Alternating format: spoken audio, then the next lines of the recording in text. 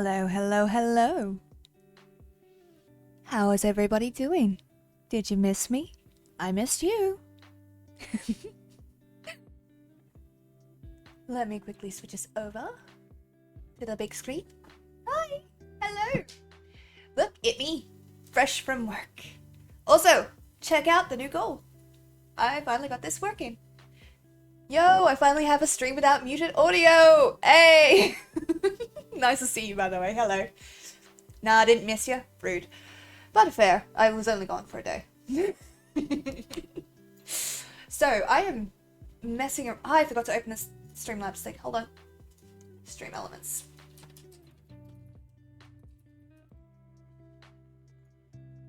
And sound alerts.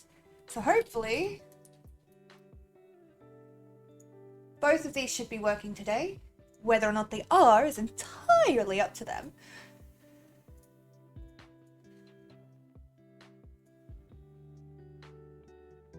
Oh, come on. Not today. Why?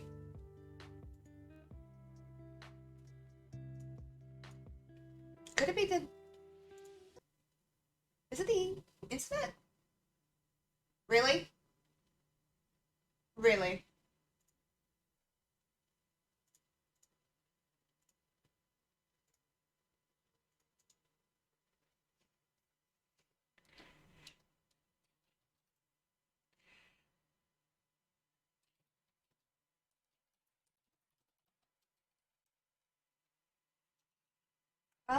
Oh, goodness sake. If I turn this off...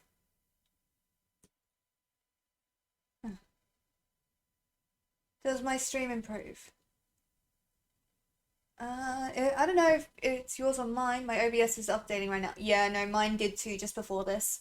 13 extra followers since making it to affiliate. Keep it up. Hell yeah. Okay, so for some reason, my internet is just not working today, or for the last 2 days. So it should be fine. It should be working, and I don't know why it isn't. And I've also shut down the music because I have an apt. Oh, I know, right? It's ridiculous. Let's see if that's gonna play. Yeah, there you go. Yeah. So, need to update this.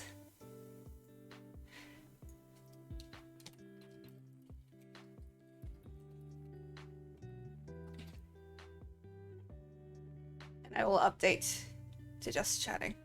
Oh, it was in just chatting. I didn't change it back. Oh well. Well, looky, looky, looky. Look at what I have to deal with right now. Was supposed to be a lovely, lovely thing.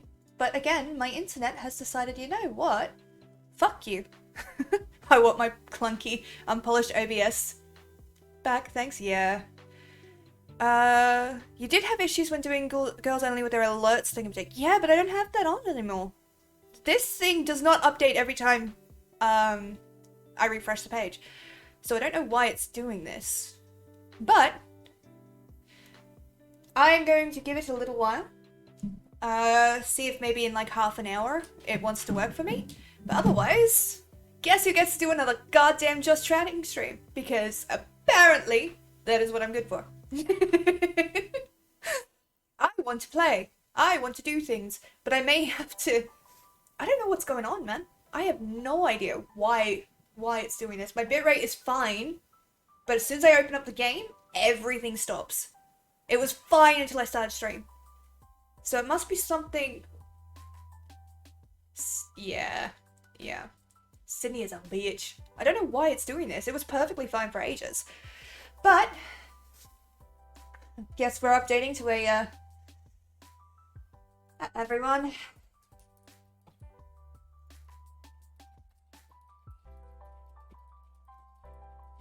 Stream. Because... internet gods hate me. And I'm going to update that on Twitter as well.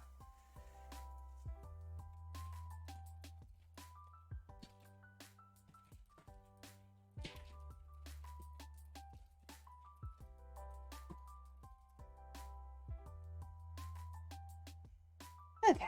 Well, sounds like a bad internet connection. Yeah, perfectly fine, and it has been perfectly fine up until this point. So nothing's changed. And I changed my encoding as well, so that it's back onto software.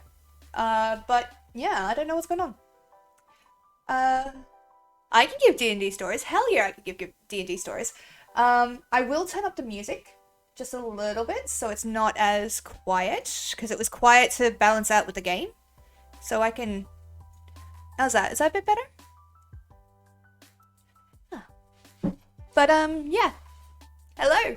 Welcome to the Just Chatting stream. I hope you enjoy the Elden Ring thing up there. Better? Better. Lovely. If you guys want it louder, I can do it louder. But yeah, I don't know why this is happening, but I do have something to share with you guys, and it actually relates to something that was posted in my Discord. You see, I saw that little Halloween thing, except I saw that little Halloween thing, not the meme, that actual thing, yesterday. So you know what I did? I bought it while I was out, and I'm like, I have to show stream this. So look at this little bastard. Look at him, he's so cute. Look at him. I mean, yes, okay. Octopus don't have boats, but it's spooky, and that's cool. So this thing, yes, right? I saw it in the Discord today. I'm like, how did you spoil my surprise without even knowing that I was going to surprise? They do if you try hard enough. That's a horrifying thing to say, Rourke.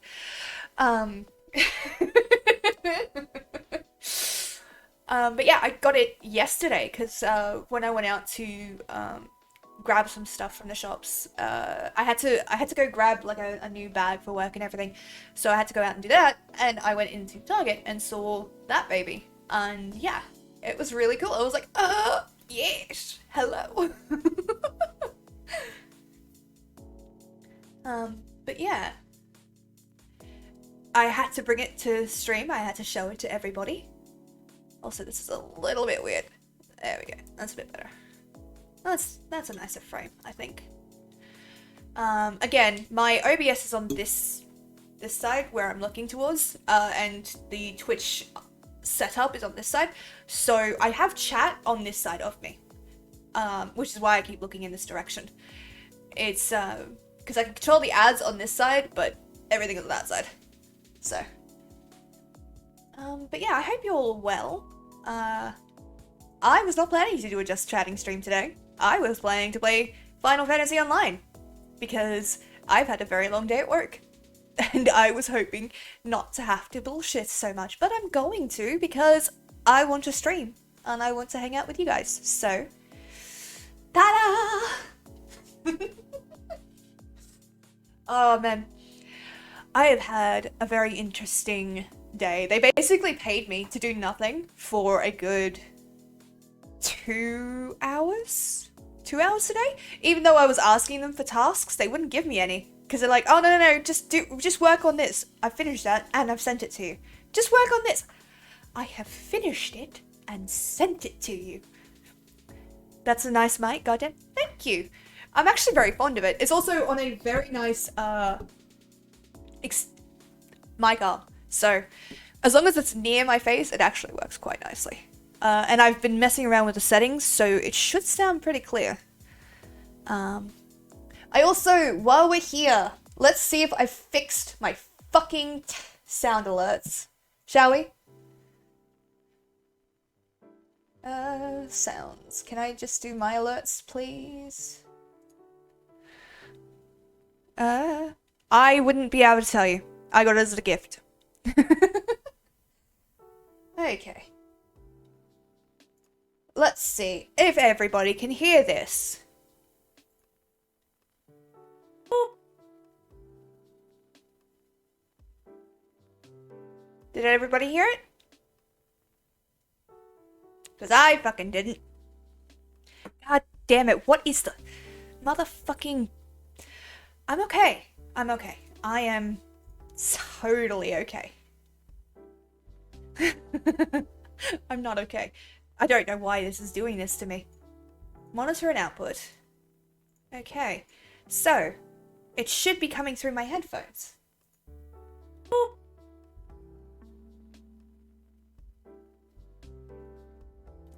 Nothing. Why? Let's investigate tomorrow. Surely we won't forget. Yeah. Still good for you? Lovely. Alright.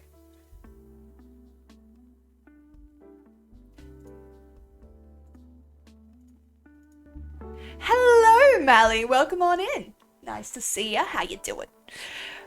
You're amazing. Oh, thank you, Mally. That's really sweet of you. I am panicking a little bit, yeah. Yeah, just a bit. So, according to everything that I looked up on the internet, this should have worked. And it didn't. It does not come through in here. It's good to be playing Final Fantasy Online. Oh, is it? Is it really? I'm so happy for you. I don't know why it's not working. And I can't go and fix it now. Because, hello, stream. But if you guys can all hear the things, then I will be paying closer attention to the, I will be paying closer attention to the chat and everything, so I will see if they get playing. Yours didn't work either? Okay. So how... What on earth? Okay, so... Default. Let's do defaults. Apply.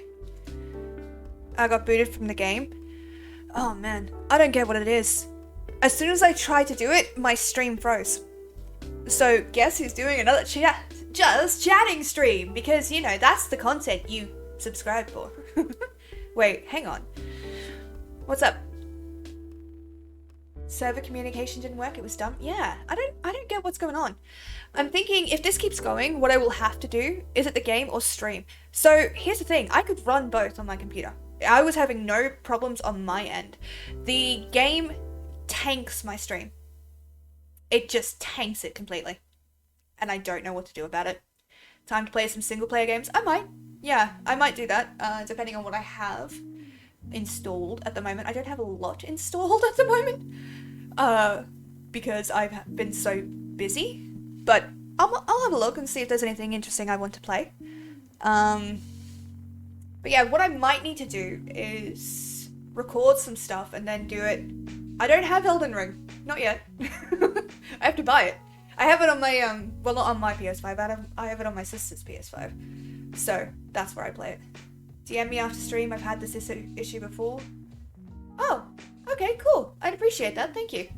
I don't know what could possibly be going on. Like, which issue are you referring to? The audio issue or the internet issue? Because I'm pretty sure the internet issue just needs me to go and restart my router. Or see if anybody else is downloading shit. That could be. My siblings are very good like that, though they tend not to. But, any help would be appreciated, actually. That would be great.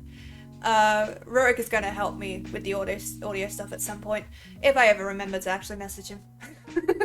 Both? Oh, okay, cool. Appreciate it. I will try and remember to DM you. My memory is very faulty at the moment, because I am exhausted 95% of the time. Like, I have had 4 coffees today, and I am now drinking this sugary concoction, which is bullshit. Take another streamer's help over mine if they offer it. Yeah. Okay. I can only debug from a tech point of view. Fair enough. Still, I appreciate it. I appreciate any help that comes in. And I'm pretty sure it's not just your connection. Okay. Do you have an idea of what it might be? Because I might be able to do something. But yeah. Yeah, so apparently today we're just chatting. We're just gonna chill and relax and be. I don't know what people do to relax. I'm highly anxious. I don't do this shit.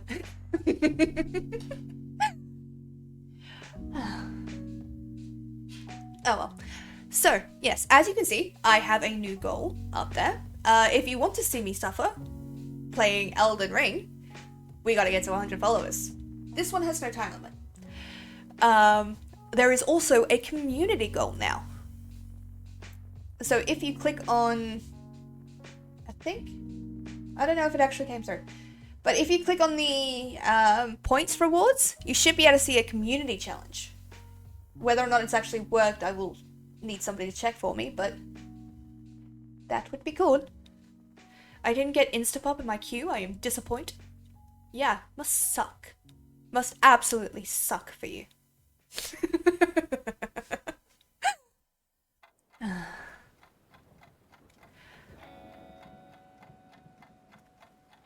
But yeah, I guess... Nope, nothing in channel points. What the fuck? I set it up for this exact thing. Create community challenge.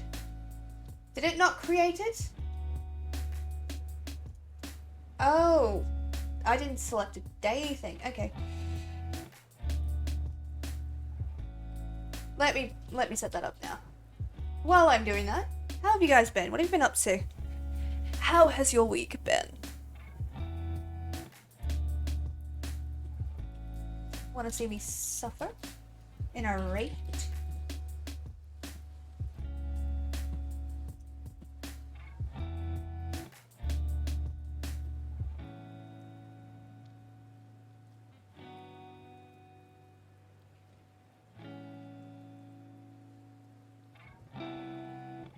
Individuals,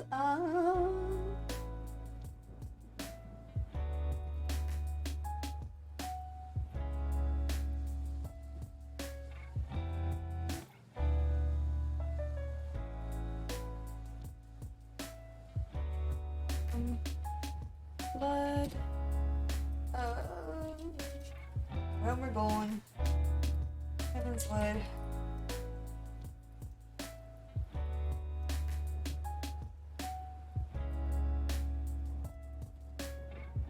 Hello, welcome on in. How you doing? I'm just doing a quick community challenge and putting that up because it was supposed to be up before stream and it didn't actually work. So give me 2 seconds. But hello, welcome in. Nice to see you.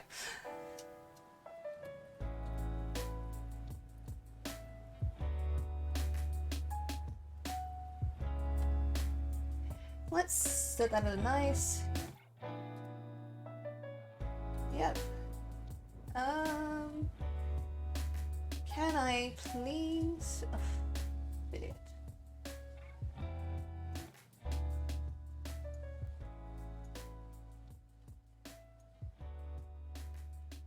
Oh, it's glitching.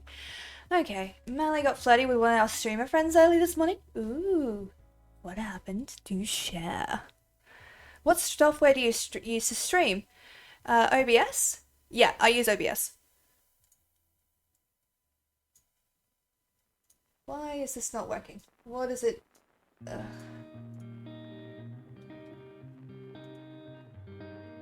Okay, yep, alright, let's just create. Okay, there should now be a community goal. So, if you have a look in the points, there should be a community goal. Someone can it beats me often. Pretty sure that's called abuse, and you should see somebody about that. Okay, you guys have my full attention once more. There we go. So you do want to see me suffer? Okay, what do you mean it's hanged to stream? In the preview or in actual stream disconnected? So what happened was, as soon as I started stream and tried to move in game, it froze. It froze my stream quite badly. To the point where I was dropping almost every frame. My bitrate went through the floor. It was literally unstreamable. Wish he'd beat me to giving out subs. So there's a pretty generous time on that community challenge, because I don't know what a good time is for that. But the way it will work is if you guys meet it within the month, which is the 30 days, because I couldn't do any longer than that, within the month, I will do a stream dedicated to raiding. We'll be using my alt, Arlessa, and she will do raids from Realm Reborn or Heavensward or Stormblood. Game froze or stream? Stream. Here's a weird thing, right? On my end, everything looked fine. I looked over at the preview on Twitch, so I have Twitch open on this side. I looked over at the Twitch preview. where the stream is being done, and it was frozen, and it completely dropped out. So I do wish I could play, though. Would make my life a lot easier. That's it. I know where my points are going. I can't defend myself because I'm in a dungeon. Yeah, well. Are you really going to be able to defend yourself against this? Did someone in chat tell you it froze? I could see it was frozen. Again, I have the preview of the stream. Not the preview. I have the stream open on my... So the creator dashboard, I have that open and it was frozen. But chat was done. Start it up again? I can certainly try. Why not? I do not beat singer boxes. Excuses, excuses. Alright. I don't want to open up Battle.net. Fuck off. I'm just opening it up. One moment. Oh. Yep, straight away. Nah. As soon as I open the launcher, it dies. I don't know why. Must be my internet. Must be something going on. But the second I opened my internet, my browser for... Not my browser, my fucking launcher for that game, my bitrate tanked on OBS. My dropped frames went through the roof. It went red. I'm like, okay. And the music skipped a beat in my ear, which, because it's playing through YouTube, kind of tells me a lot. So, it must be something with my internet. It has to be. Ah, thank you. Seems like you guys are hyped to see me get driven insane in raids. I need to come clean about something. Okay, so I took a lot of shit as a healer, but here's the thing, I don't mean any of it. I never mean anything of it. And I never talk shit in chat, but I'm still like 95% sure Lord Skull is still mad at me. Because I accidentally called him a moron. Because I forgot that he could hear me when we were doing dungeons. He was my healer, and I was playing tank for one of the first few times, and he ran off without me. I told the story while I was on chat. And I said something like, "Not you, you moron!" And it was awkward. He was like, "Oh my god," he took it really well. But I felt so guilty because it's not what I intended to call him. Okay, I got a pretty good idea what it is. We'll fix it after your stream. What is it? Like, okay, I can't fix it now. Cool. What's going on? I've called people a lot worse. Well, yeah, fair. I mean, I used to practice my insults on rework. I used to get really good insults. Now I just go with the basic ones because there's no point in going to higher effort for insulting somebody. Not rework in particular, I just mean insulting people. Latest OBS update fucked it up, basically. Oh, great. Practice. I did! I did practice all of my insults on you. It wasn't my fault that the English class noticed.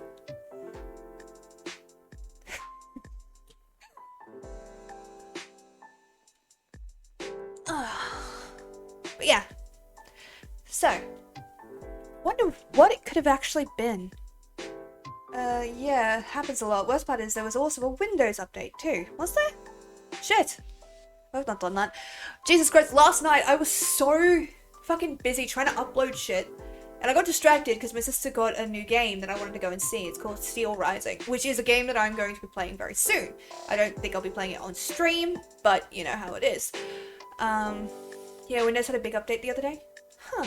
I must have done it because I don't have a notification to do an update. I just don't remember it at all.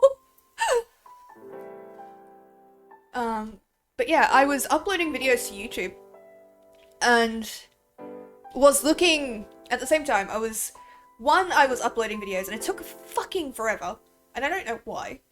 I'm pretty sure I was on the wrong internet. And two, I got easily distracted because my sister was playing a game that I wanted to go and see, Steel Rising, and that looks so good. I really want to play that. I can't wait to play that. But it means I only got like 2 or 3 streams uploaded. I'm like, I'm still behind by so much. I'm on like stream 23 uploaded, and I'm on stream 31 now. So it's a bit odd. Windows plus OBS. Windows plus OBS update equals fucked up streams. Yeah, I had a lot of streamers complaining about it this week. Ah, okay, so it's not me. Good to know. But yes, I could definitely use help fixing it so that next week I will be able to play, because that's the whole point of these things. You know, to 100% Final Fantasy Online, and if I can't do that, why would you guys stick around? Because I'm not that interesting to sit around and talk to. I'm kidding. I'm amazing. Yeah, I know how that sounds, but it's a positive reinforcement thing. Because a lot of the time, I tend to shut myself down. And it's a bad habit a lot of people have. But I'm actively working on doing better.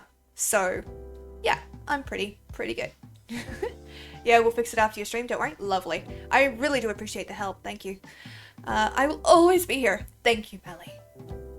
Thank you. I was gonna make a joke, but that actually is really sweet, so thank you.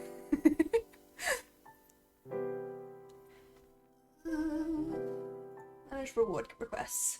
We're gonna clear Marcus complete. 7 days ago.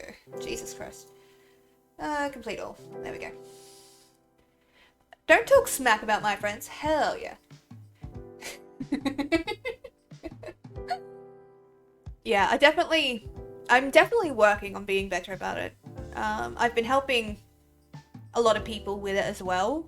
And honestly, if any of you happen to swing over into Rebel's stream, a lot of what I say is inspired by a lot of what they say. Because they are such a strong advocate for mental health and they explain a lot of stuff that actually makes a lot of sense. So it's helped me be better about my mental health. I do that too though. Yeah, everyone does. Because we're taught that being proud of yourself is only acceptable in certain situations. And if you're proud of yourself, but you show off that you're proud of yourself, well then you're a righteous dick. And thus shouldn't be proud of yourself. So you make it a joke. You're like, oh yeah, no, I'm totally fantastic. You know? And you make it a joke. And then your brain picks up that and takes that as truth. And so you get that feeling of sarcasm with it. Which is obviously implying that you aren't fantastic, which is not the truth. So you build towards that level of... It's a bad habit that your brain gets into. Because what you say becomes part of your brain's chemistry. Like, I know that sounds ridiculous, but it is actually what happens, you know? Positive thoughts and all that shit. Well, yeah. Positive thoughts actually do help.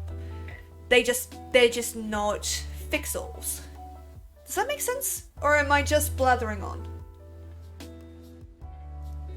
But, yeah, my mental health has never been better than when I realized that a lot of what I was doing was... Hello, Joker, welcome on in. John Cena out of nowhere! Welcome in. Welcome to another Just Chatting stream, because OBS has fucked me. I can't play Final Fantasy Online. I'm gonna get some help with it though, so hopefully next time will be a good stream. But up until this point, Final Fantasy didn't want to work it? No. And apparently, so Omega has suggested that it is something to do with the Windows and OBS updates that have completely fucked it. So hopefully, we will be able, like, they're gonna help me after stream to try and fix it, but I can't fix it during stream, unfortunately. So, it's all Rework's fault, I bet. Yeah, the bastard's playing Final Fantasy Online and rubbing it in my face.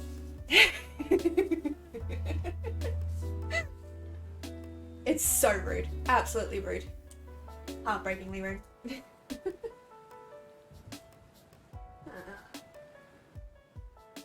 Okay, that's fine. But yeah. My mental health has been better once I realized that the jokes I was making were hurting me. Because my brain wasn't taking them as jokes, it was taking them as truth. and that's not fair on anybody. So I shouldn't mention that I am also playing right now. Rude. I hope you guys are enjoying it though. So one of the things I do when someone asks me how I do them, how I'm doing is tell them personally, amazing. Yet I say it very matter of fact. Helps me to keep positive. Also keeps me from saying I'm fine when I'm really not. That is a good plan. I try to always answer that honestly, but in a way that allows the person who is asking me to take the answer and move on. Because a lot of time that's what it is. So personally, that's what I do. So, you know, oh, how are you doing? Oh, I'm good. Bit tired, but you know how it is. That kind of thing. If I'm having a really rough day, it's been rough, but I'm holding it together, kind of thing. And so it fulfills the social contract of them being allowed to walk away, but does not force me to lie to them. I don't know, I've dealt with bullying my whole life, and that has made me strong. I can joke about anything, including myself. I've dealt with bullying too. That was pretty much my whole life. At one point, I was even bullied by teachers in school. So I was at a school in... where was it? Queensland. I'm not going to be too specific because I can't remember the name of the fucking school, but I was there for 6 months as a kid. And instead of teaching me, because I moved around a lot as a kid. Dad was in the Navy, so we moved a lot. So I was at a new school all the time, and I wasn't very confident back then. I'm still working on being confident now, but I wasn't very confident back then. So I was quiet and didn't make a fuss. And so when they told me, hey, do this math problem that you've never learned how to do, and do it in 10 minutes with the rest of the class doing these quick equations that they're all doing, I wasn't able to do them, because of course I wasn't. I didn't know what I was doing. And then the teachers called me up in front of everybody and basically made me look like the dumbest kid on earth. And that was just the start of it. You know, so for like 6 months, even the teachers didn't like me at that school. So I moved. And teachers got nicer. Kids didn't. But yeah, no, I've been bullied quite a lot throughout my whole life. And when I tell you that your brain will take those jokes that you make about yourself to heart, they do. It is the absolute truth. And I'm glad that you can joke about yourself and not have that happen. And I'm 100% supportive. Just as long as you are aware that if you're starting to decline in your mental health, this is one of the ways you can work with it. And this is one of the ways you can fix it. You know, fix that problem is if you are always making jokes, cutting yourself down before somebody else can, that's hurting your mental health. It is causing you actual damage, you know? And I'm not trying to, like, shit on your coping methods or anything. That's not what I'm trying to do. But, yeah, it's something we need to learn to be better about, is looking after ourselves. And I'm realizing I'm having this very serious conversation with fucking fox ears on. I have mastered the art of not giving a fuck. It sounds messed up, especially if I explain it, but I have for the most part. Fair enough. Completely fair. Completely fair. Like, I'm not trying to say that the way you deal with things is wrong. I'm just saying that if you find that you are having a problem, this is one of the areas you can look at to try and fix it. Okay, now that I can defend myself, upsize singer box. Quiet you, I didn't beat you. That sounds like something that someone who beat someone would say. Just saying. It's okay there, Sparrow. Yeah, I'm having this whole fucking conversation and I've got fucking fox ears on my head because, you know, that's what logical people do. Okay. But that has passed the time. You beat me at rework. Oh dear. Oh dear, oh dear. I also have news for next week when, so you guys will find out on the Friday. But I'm keeping it a secret until then. But I do have news for everybody. And I hope that you guys will be as excited about it as I am. But I just can't talk about it yet. I will talk about it next week. Careful, Rurik is a furry, it might turn him off. Just not recently. Mally, I'm a nice guy, promise. Again, if you have to say you're a nice guy... Chocodo is also a furry. Look, honestly, I don't get what the whole thing is about people being furries. Like, I don't care. Like, why should I care about what they're doing? It's not affecting me, so yeah, you want to bang an anthropomorphic animal. Kudos to you. Have fun with that. I don't get why I'm supposed to be freaked out by it. Pardon me. Oh, it's not affecting you yet. True, it is not affecting me yet.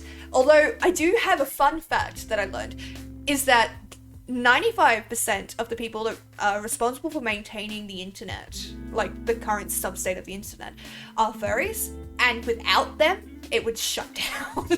Like, they're in key pivotal points that maintain the substructure of the internet.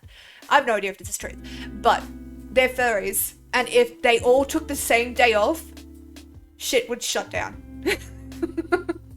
And I'm just like, that is too good a fact not to believe. I'm not the one wearing foxes. I'm not wearing foxes either. Furries make the world go round. Yeah. Honestly, like, they drop big money on artists. I know a couple of artists that have been put through college doing furry art. Motherfucker.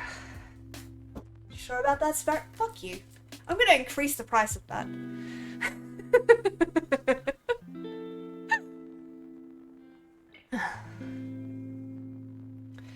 If the railroad shut down here in the States for a day, this country would be in a Great Depression. It's amazing how vulnerable the countries are to things like this. Like, you don't think too much about how important transport and supply is, but one thing can topple it, and it's a fact. If only you could just increase the cost for me. Yeah, if only. I wonder if I can, actually. Hold on. I don't think you can. No. But I can time you out. Oh, that's how I do it. Okay, that's how I do. That is how I let people do links. Okay, I know that now. Huh. I have learned. That'd be fucking hilarious. Yeah, it really would. Why is Rurik paying 1,000 channel points to be able to make Sparrow put on fox ears? Because he abused the fuck out of that privilege when he first got here.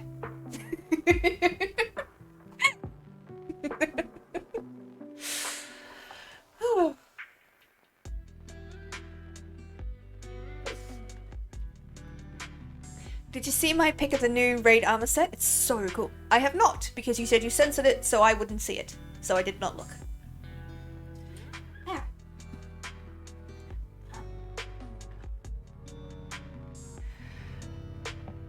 Drink coffee, brain. Coffee would be good.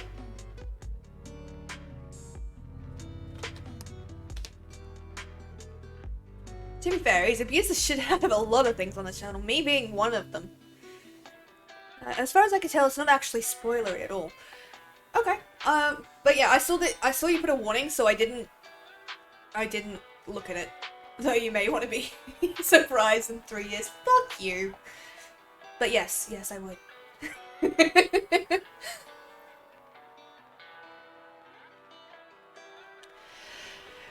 But yeah, it's weird. I'm being weird. You see a different race set than me? It's not that great. I'll go have a look. Why not? Let's go see. Let's go see.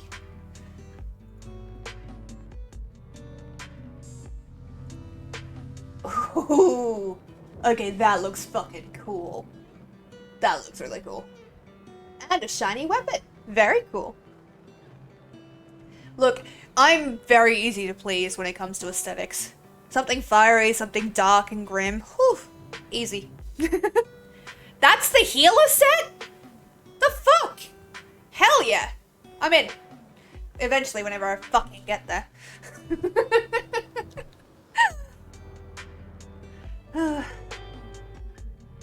Man. had such plans for today. I was gonna do plot. We were gonna fight Garuda. How cool would that have been? There was a proper long cutscene I could have just taken a quick break on. But no, I have to be entertaining. At least by the time you can get there, you can just spam raid it. Yeah, true. Although my main might get there quicker. She's nearly at the end of Stormblood. So there are like 2 dungeons she hasn't done, 2 things that she has not done in Stormblood. Like in the in-between quests. So you have like the end of Stormblood and then the start of Shadowbringers. I'm in the last little bit of that in between.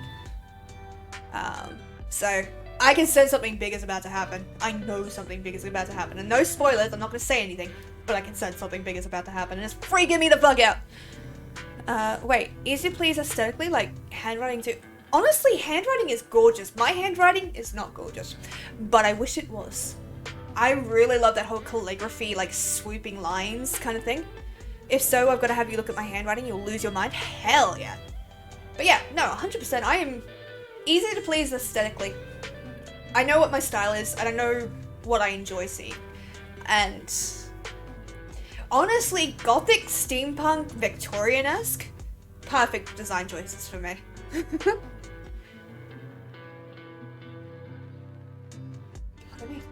One sec, I'm gonna throw it up in Discord. Yay! Hell yeah.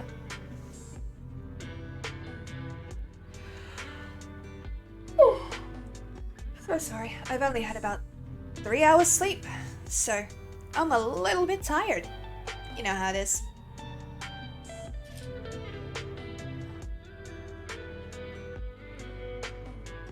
So yeah. Ooh, D&D stories. I was gonna tell you D&D stories, wasn't I? Yes. So, I finally have a full group for my newbies this weekend, which is going to be great because I've not had a full group for these fuckers for going on a month and a half now. And don't get me wrong, I love them dearly, and I understand completely why they had to have problems with their scheduling and all that stuff. That is not my problem. My problem is, for a month, I've had to hold them at this one fucking point in the story because they want everybody to be there to move forward, and that's fine, but do you have any idea how impossible it is to stretch out content when they've set them, like, when there's a set time limit?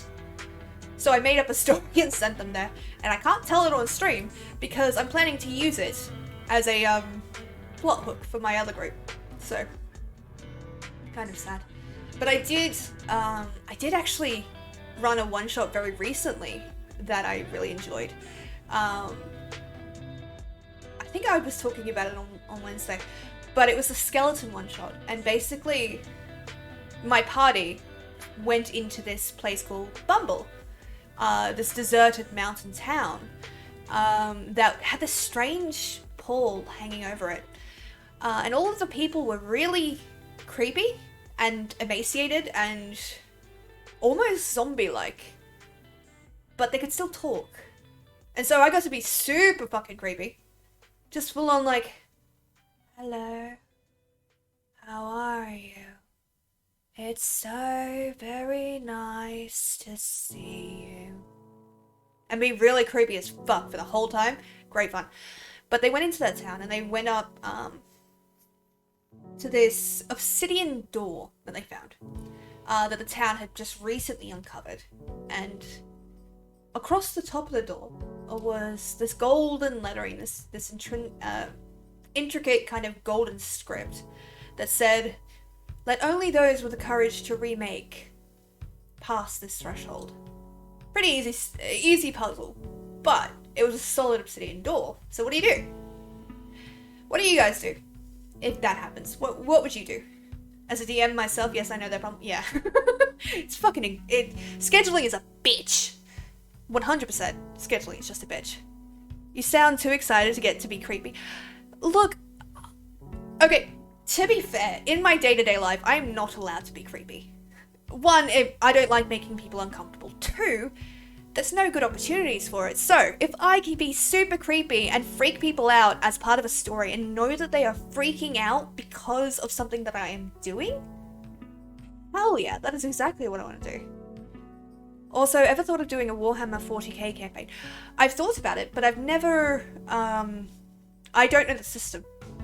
So at the moment I'm learning the Blades in the Dark system. Oh my gosh. Oh my gosh, look at your handwriting. Holy shit. That is so pretty. Hello. Aloha. I don't know if I pronounced that correctly. Did I pronounce that correctly, Melly? Because I know that it's not Hawaii, it's Hawaii. So is it aloha or am I mispronouncing that? Hi. But yeah, I don't know Warhammer 40k lore, and I would like to because it seems really interesting. I've just never had a chance to get into it. And at the moment I'm learning Blades in the Dark, which is going to be, I've run one game for that, and it has been the most like into the frying pan kind of life for it. Great fun.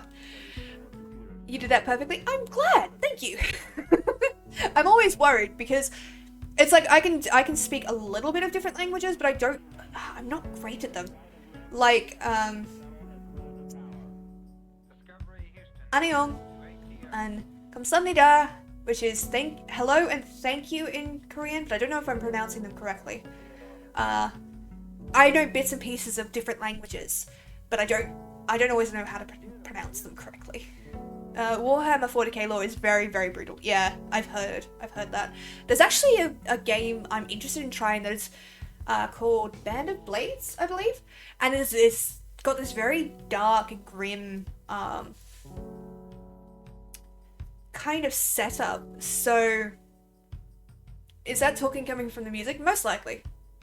If it's not me, it's coming from the music. Because out there is quite quiet at the moment. I'm not hearing anybody. If it's distracting, I can find you guys another lo-fi chill bit. I keep hearing talking through my headphones and it's not you. Okay, let's see.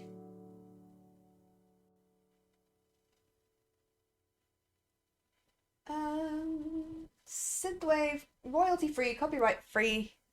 Nah, it's all good. It just made me think I had something else playing. Okay. Well, if you guys want me to change up the music, do let me know. But yeah, there's this game called Band of Blades that I'm really interested in trying, and basically, you take on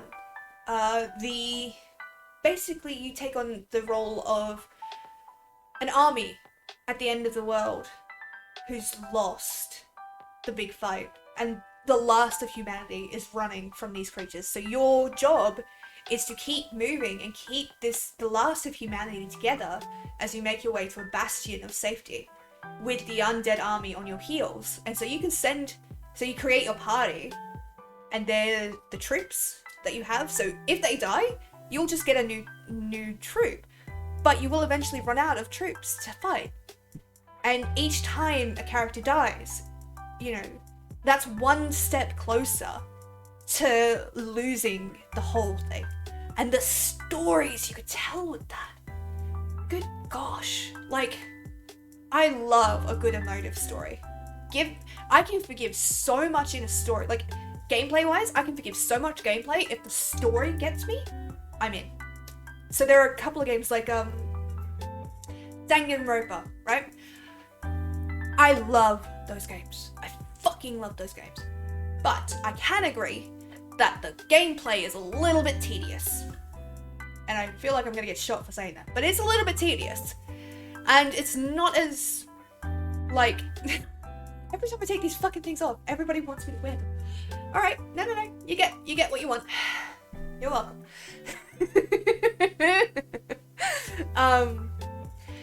Yeah, so it's the story.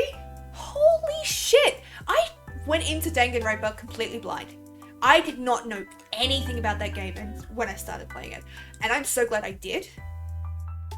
Because the reactions I had to this story were amazing. And it's one of like my favorite kind of memories of the game.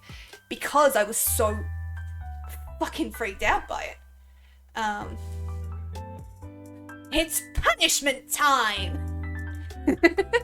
Now I'm just doing it because you like him so much. Unlike FF because you ain't playing. Ugh. Luckily I am now down.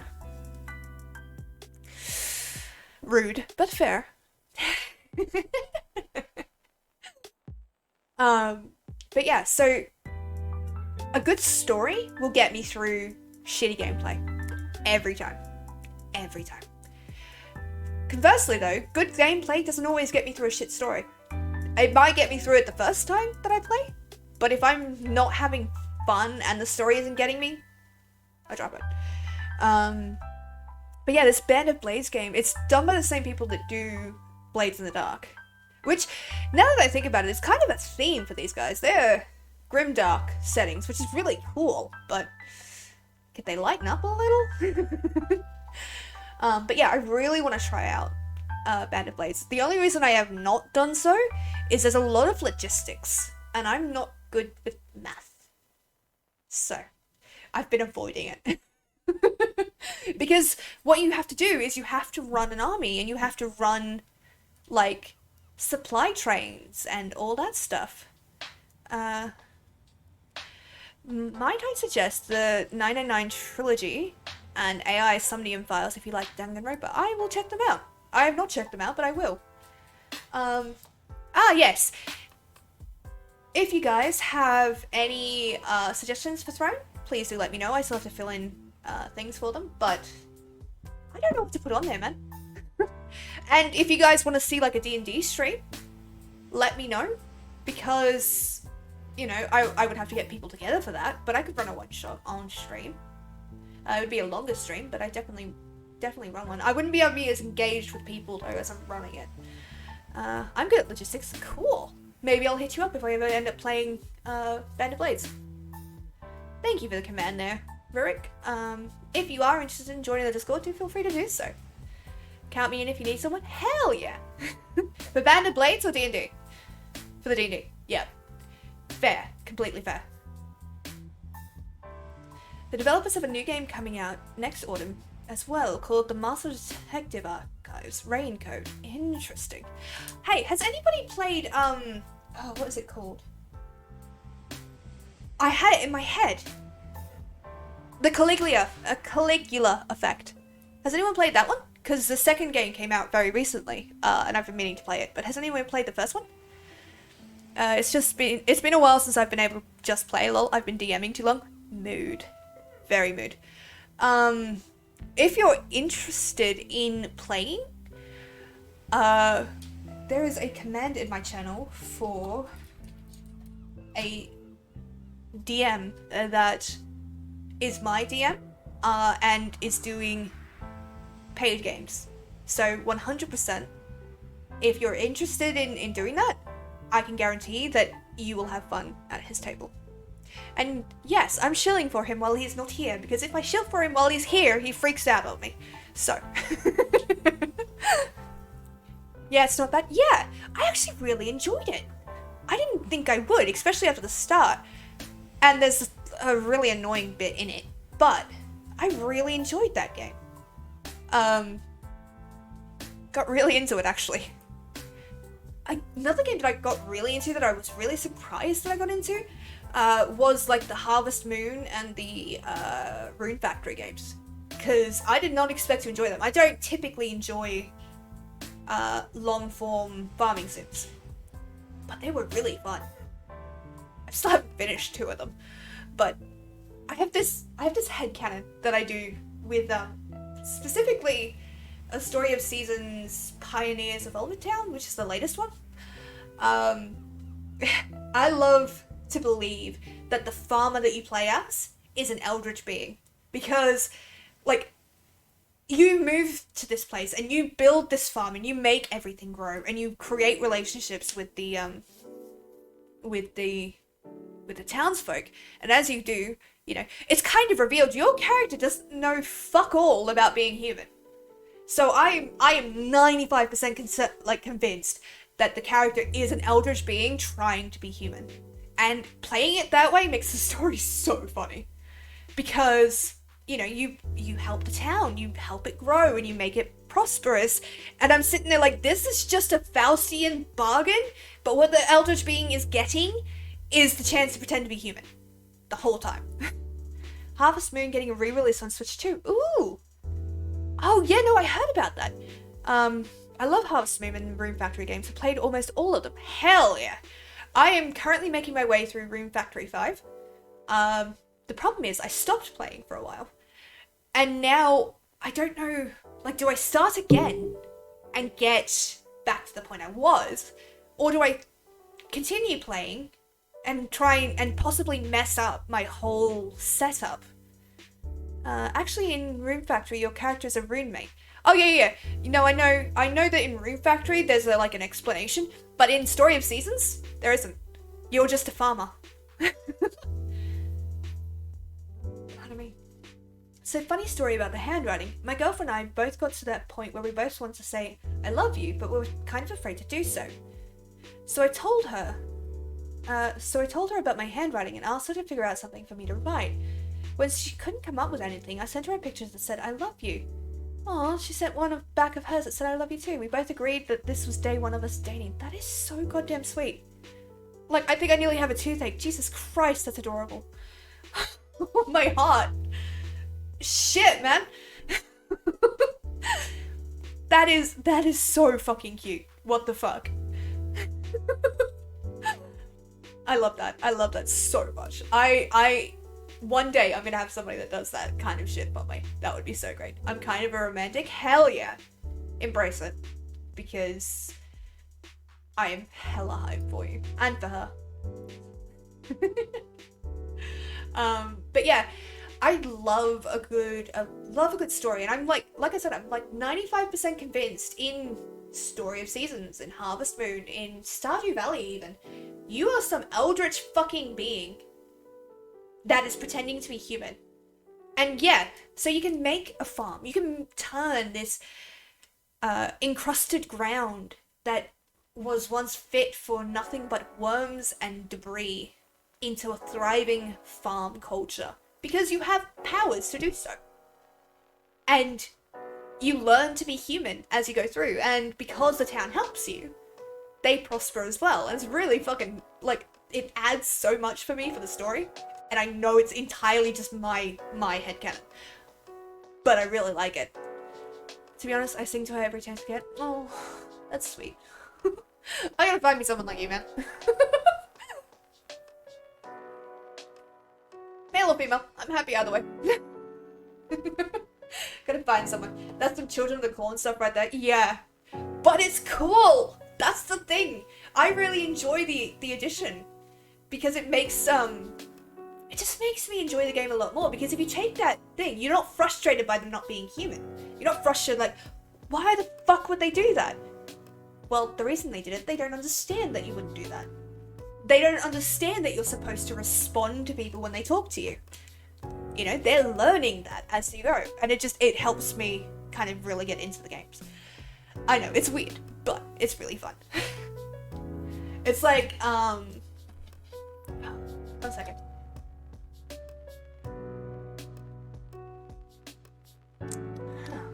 It's like in Dragon Age, right? I love the shit out of that game. I absolutely love it. I tend to talk a lot more about games that I love than the games that I don't, funnily enough. But, Dragon Age. When I first played that game, Loghain, did anybody else like Loghain a lot better than a lot of the party members that you were with?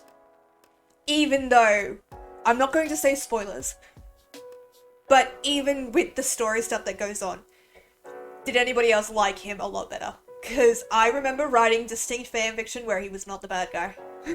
Well, not a bad guy. And it might just be me trying to redeem everybody, but 100% that's what I did. But yeah, I love making up shit about stories.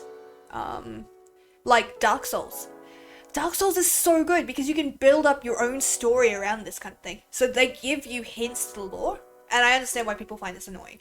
I get it. But they give you hints to the lore and say, oh, here's some building blocks.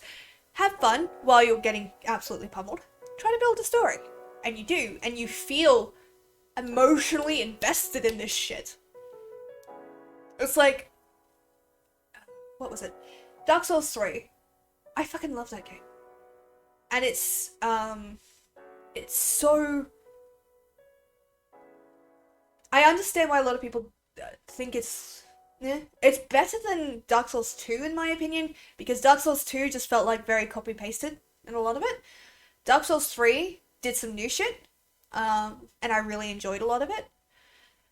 But they gave you bits and pieces of lore that, if you looked deep enough, you could find a story there, and it was great. Absolutely great. Me and my sister spent so long debating about it. It's one of my favorite kind of things to do. It's why I tend to play Souls games with my sister. She doesn't like playing them, she likes watching them. And she likes me suffering. Of course she does, she's my sister. So I love sitting and playing those games with her, because we will debate about lore as we go. And it's just best fun. I really need to find this fanfic account. I now know there's a Dragon Age fanfic. Good fucking luck, there's one Dragon Age fanfic. Have fun trying to figure out the other ones.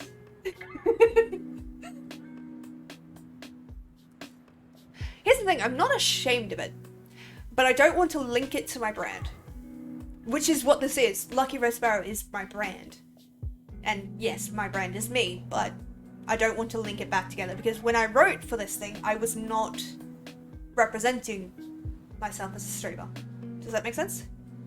You will slowly reveal more info about it as we go on. Yeah, probably. Yeah. Actually, I told a lie. There is at least 2 Dragon Age fanfictions on that. At least 2. And, for a hint, and by the way, if you find this, do not share it to the Discord. Like, fun and games and all, but please don't share that to the Discord, simply because it does not represent me as a streamer. And I don't want to get sued for writing fanfiction.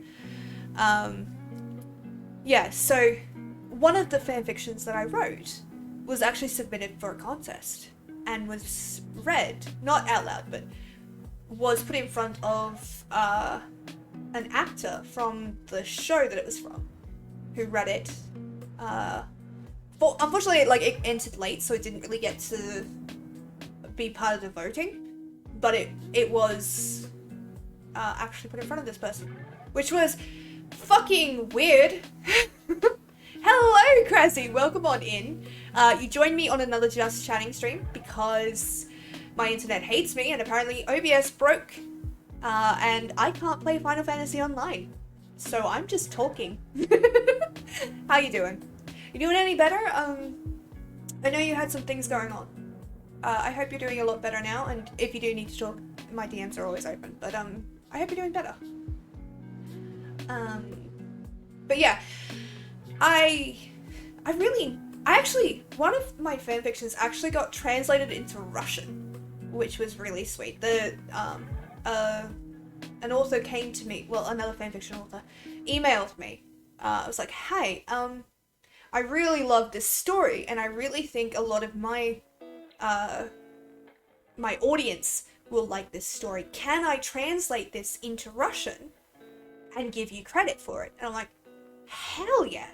As long as it's clear who it is that wrote it, hell yeah. So they did. And I have a credit on a Russian fanfiction website because they translated it, like, directly over. And I was so psyched, because what they did after that was every review they got for that, they translated it into English and sent that back to me so that I would know what the reviews were saying. Like, that is some dedication right there. Gotta love tech sometimes, yeah. Man, I wanted to jump on and do some plot stuff because I've had a long day, and I'm like, you know what would be great fun? Just getting to do some plot, finally get to do the Garuda fight, get that moving. And as soon as I opened up Final Fantasy Online, my stream tanked, and I couldn't play it. I did not think I would one day hear Sparrow talking proudly about fanfiction. Oh, I'm not ashamed of fanfiction. I think fanfiction is important, in a way. Because, yes, there's the joke that teenage girls write fanfiction, and the whole My Immortal thing, yeah, whatever. But it is, at its core, fanfiction is about a love of a particular series or characters. And nothing to me is more heartwarming, I guess, than to know that somebody was so inspired by a work, by a song, by a person, that they had to create something to encapsulate that. If I ever get famous for writing, and people started doing fan fiction of my work, I would be so fucking hyped. Like, the only thing I would say is please don't make money off my work. But if you want to write fan fiction and do fan vids, I want to see that shit. I want to know that. Because that means that whatever I wrote, whatever I did, resonated with you so much that you needed to express that. You needed to take that and make it real. Yes, even the smut. I will read the smut. 100% I will read the smut. There's a lot of smut, but around a lot of that smut is really good story building. So, I'm not ashamed. I just don't want to get sued because of fanfiction I wrote like 7 years ago. I'm doing quite well, thank you. Been spending more time with the family, which has been awesome. I do appreciate the offer for an ear to listen. Thank you. Of course, anytime. Always happy to listen. And besides, you're a pretty cool dude. So, if you do need anything, I'm here. But I also respect the no. So, I know, right? My smut is amazingly well written. No, I'm not going to read smut that my friends have written. That would be weird. And very uncomfortable. Like, if I know the person, I don't want to know that they're doing smut. No shame. Okay? Because there is absolutely no shame for me if you guys want to do that. That is not what I'm getting at here. I just don't want to discuss it with my friends. Does that make sense? Like, so I used to have, in university, the university I went to, there were a bunch of, let's just say, adult entertainers, so strippers and escorts mostly, that were going to university, putting themselves through university, as a result of, well, not as a result, but they were using the money they were doing from that entertainment to put themselves through university. But a lot of people treated them like shit because, you know, oh my god, it's so morally wrong. It's like, no, fuck off. But I didn't. And I'm not touting myself as this fucking thing. My point is, I got added into their group chat because I would always help them with studying. So, in being nice, I have been exposed to more, like, scandalous photos than anybody I know. Just because they would ask me my opinion on shit. And it was the funniest thing. A sparrow grabbed Rourke by his legs and promptly tossed him again across the gorge, and all you could hear was his shrill screams from being thrown across an impassable gorge. Interesting. But yeah, so I don't like talking about smut with my friends. Does that make sense? But I don't judge people for writing smut, especially because, of course, I wrote smut. Of course I wrote smut. Part of that fan fiction was smut. I just don't want to talk about it with people that I know because that's uncomfortable for me, and I don't know why. Maybe that's something I need to look into. Hey, that's a strong sparrow. Hell yeah. What's the velocity of an unladen sparrow?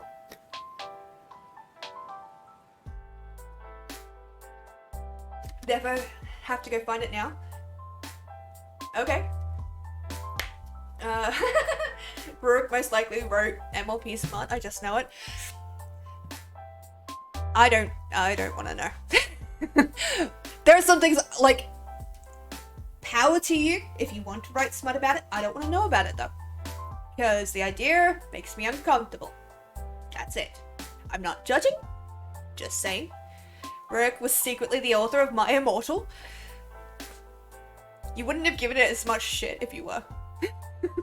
Honestly, I don't know what to think about the author of My Immortal. Like, I love them for the bravery that they showed, but I don't know if they were trolling everybody or if that was a legit thing. Because if it was a legit thing, then I feel so bad because it got mocked so relentlessly. But if it was a troll, that was a beautiful troll. That was fucking amazing. I'd rather ride an isekai. Isekai is the one where they get transported to another world by like the bus thing, right? Like they get hit by a bus and they get transported to another world where they're a hero kind of thing. Is that what it is? From an analyzing point of view, it's a really interesting story. Yeah, it is. It's insane. And the language makes my brain hurt because it doesn't read well. But it's definitely an interesting thing to think about. Isekai is 90% of anime and manga these days. Yes. Not always a bus, but the rest... Okay, yeah. So, just the transportation from one world to another to be a hero kind of thing. Just typically done... Isekai literally translates to otherworldly. It's a trait for when the MC gets transported to a different world. There we go. Thank you. Yeah. Oh, man. I have to go see if I can find my old account. That would be fun. Here's the funny thing. I have actually posted it recently. And I know at least one person in this chat is in the Discord where I've done that. And I'm not telling them. And if you realize that you are that person, do not share it. Because I think it's so fucking funny that it has come back and nobody knows about it. And if you think it's you, DM me and I'll tell you if you're correct. Also pronounced isekai. Isekai? Usually transported hero gets a cheat or a power-up where they get super strong. Yeah. Definitely not me then. I'm not in any other Discords with you. Yeah. You would know if it was me. Perfect. I'm glad. I'm really glad. Like I said, I don't often get pronunciations correctly. Like, is it me? Blink twice if yes. Sorry, Melly took 6 years of Japanese language study. It's alright. There's a Korean YouTube thing that I watched recently. Not recently, but I have watched Josh and Ollie Jolly. They're the English Korean? The Korean Englishman, that's it. And he always ends his videos with the same line, and I picked it up into my brain. And it's 오늘은 여기까지. Which just means thank you for watching, I believe. But that is... Like, I just get bits and pieces of languages. I don't always get the correct pronunciations. I saw you blink 3 times. Well, if you are the one in that Discord, then you should go and have a look, because I have posted it. Have fun.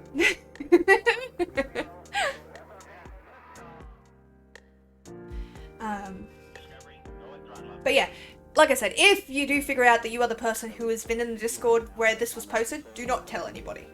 Because I am trusting you. But yeah, I love a good story. Love a good story. What was I going to say? I was going to say something. And my brain got short circuits. Don't even tell me? No. Don't get a fucking word. If you want to find this account, you can go and find this account. And if you find it, I will do you the favor. If you do find it, I will tell you that it is me. Or not. Like, I will tell you truthfully if it is me or not. If you find it. I won't lie to you. If you do manage to find it, I will tell you. But, yeah, no. I'm interested to see if you can find it with the information that I've given you. I can figure out what most languages are and can recognize what most languages are, but I can't speak most of them. Fair. Like I said, I can pick up bits and pieces of languages, because I did a bunch of languages in school. The one that I do not know, but I've never heard spoken, but I taught myself just how to say this like one line. Verus amor est nunquam verum absentus. And I think it's Latin, and it means true love never truly fades. And that I taught myself that in high school, I believe. Account of what? Fanfiction. I speak English, Japanese, and Hawaiian. God damn! As an Asian person, I can differentiate most Asian languages. I I'm reasonable at differentiating different languages. Like obviously I know, oh, that is not English, but because one of my fields of study was, what is it? Mandarin. I did not study Mandarin, but what I did study was tonal languages. So I learned that Mandarin has 4 distinct tones that control its, whereas we use intonation and pauses and like a rising tone for a question, tones in Mandarin will change the meaning of a word, a specific word, depending on the tone that's used with it. I was gonna say that it sounds like Latin. Oh yeah. It is Latin. But I've never heard those words spoken. I speak English, PHP, JavaScript, and HTML. Nice. That's something I wanted to do, actually. I want to create a website at some point. Not anytime soon, but I'm gonna need a crash course in HTML. Gotta fit that into my schedule sometime. Oh yeah, we gotta chat sometime. Hell yeah! But most Western languages sound the same to me. Completely fair. So I can typically distinguish when someone is talking Chinese. So talking typically Mandarin compared to Korean is very easy. I want to learn C++, fair. Before you ask, no, I won't make the website for you. No. I wasn't going to ask. That shit you pay people for.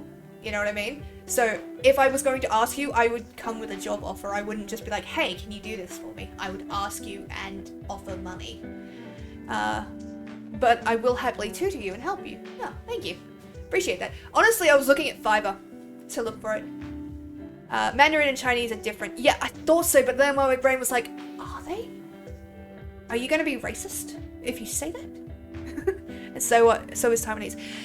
Yeah, actually, Thai is the one language that...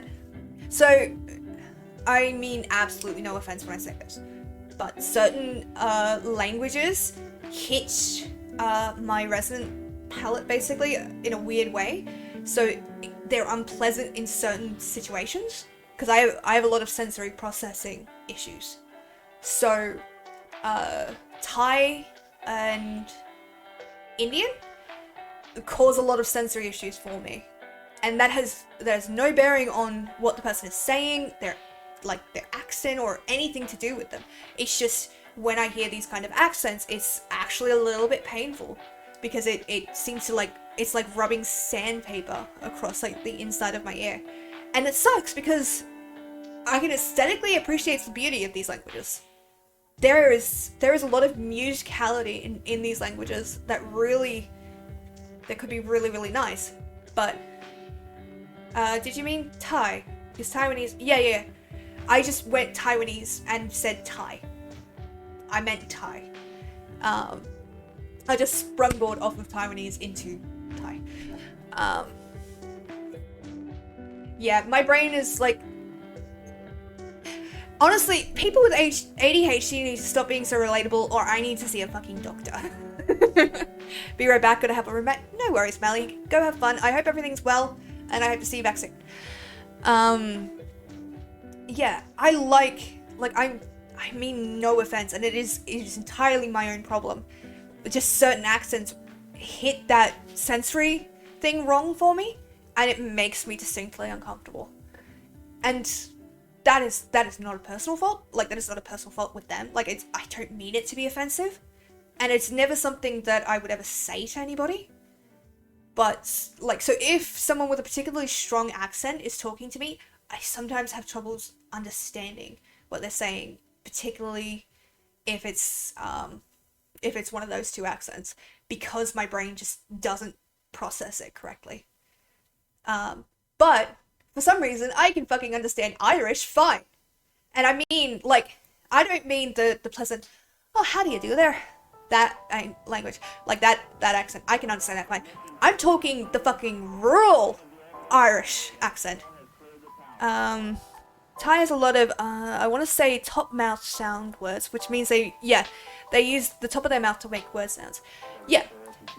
Again, aesthetically and linguistically, I can appreciate it. There is nothing wrong with it. absolutely nothing wrong. I just have particular difficulty understanding it because of this sensory processing, I'm not going to say disorder because it's not a disorder, but it's a sensory processing problem, I guess. It is something I'm working on though, so.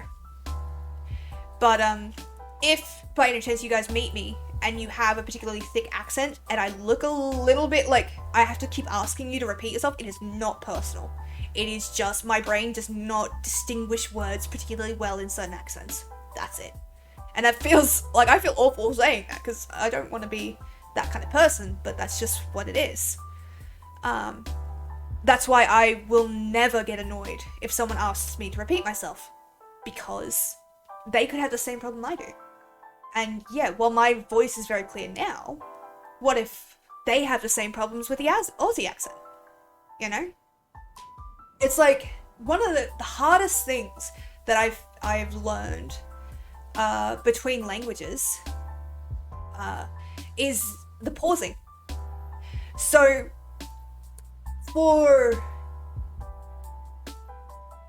in between languages, there's the intonation and pauses are very different. So for English speakers, words run on quite well, and you use tone to distinguish those breaks, or you pause like that. Other languages use tone and shift and break up words in that way. So we don't have a lot of pauses so much in English words. They don't define at the ends as well. I'll go all Karen on ya. Is this loud enough for ya? Most languages, the pauses between word sentences is very short. Yeah, and that makes it very hard for people to understand. But it's not something that should stop people, I guess. I don't know where I'm going with this, guys. I just want to say, my brain is weird and doesn't always process things correctly. So, that's where I was going with this. But yeah. I learned a lot of very interesting stuff in university, and I kind of miss it in a weird way. I don't miss the assignments. The assignments were bullshit.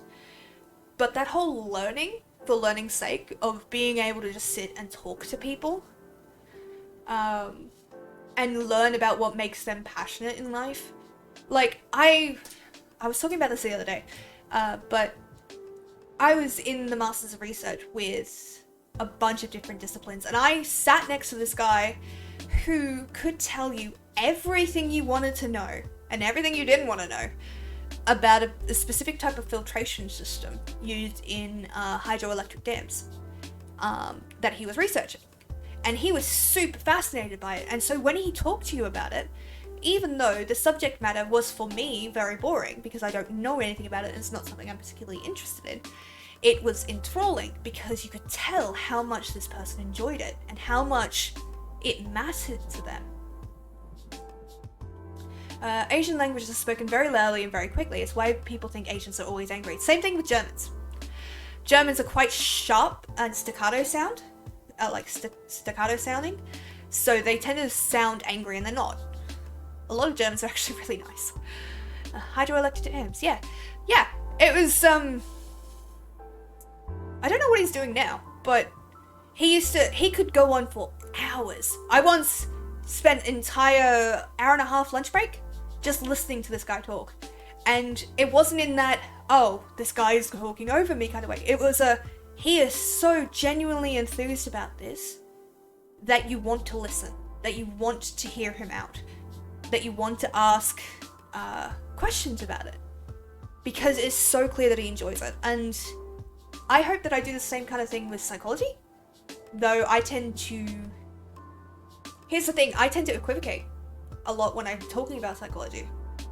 Mostly because the first thing I will always say if somebody asks me for advice, especially of a psychological nature, is I am not a registered psychologist. And I say this not because I'm trying to diminish anything, but to remind you that any advice that I give you is my own advice and should not be treated as a medical professional's.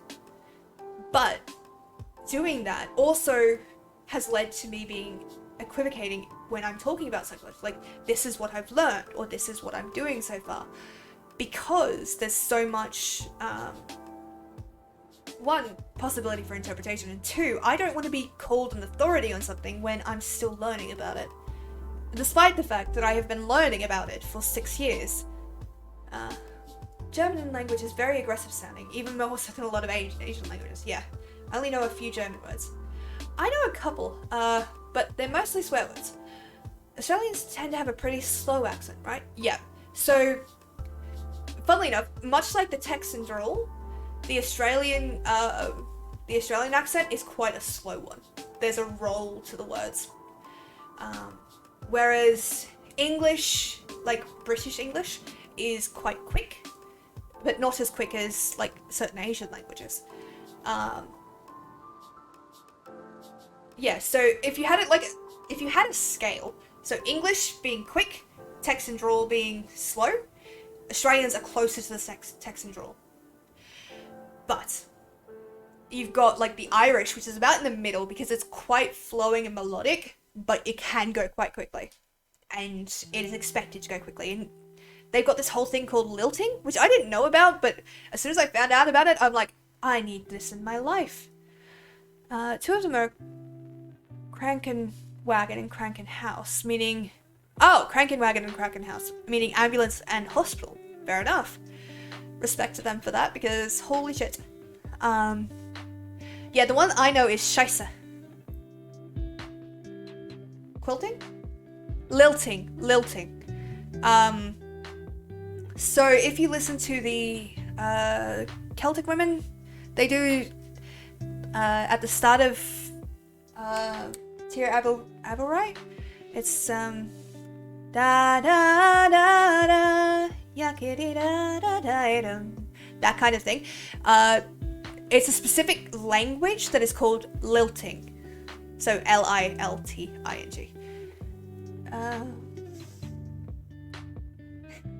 What was that for? I don't know. Is it because I swore in German? Because I don't think I'm gonna get flagged for that. But yeah. Quick, clip that. Clip what? Me singing or me swearing in German? Because I'll swear in German for you again if you want. I don't mind. Swearing is not something I am concerned of. I didn't hear anything. Both. Well, swearing in German, Scheisse. I know a few others, like Guten Tag and Danke, and all that stuff. That was not really a swear word, but more like a comedy thing. Yeah, I know. But everyone thinks it's a swear word, so is it really not a swear word? You didn't hear anything? Are you just saying that because you want me to sing again into the mic? That was not... Yeah. I am not an expert on languages. This is just from personal kind of experience as I've been going.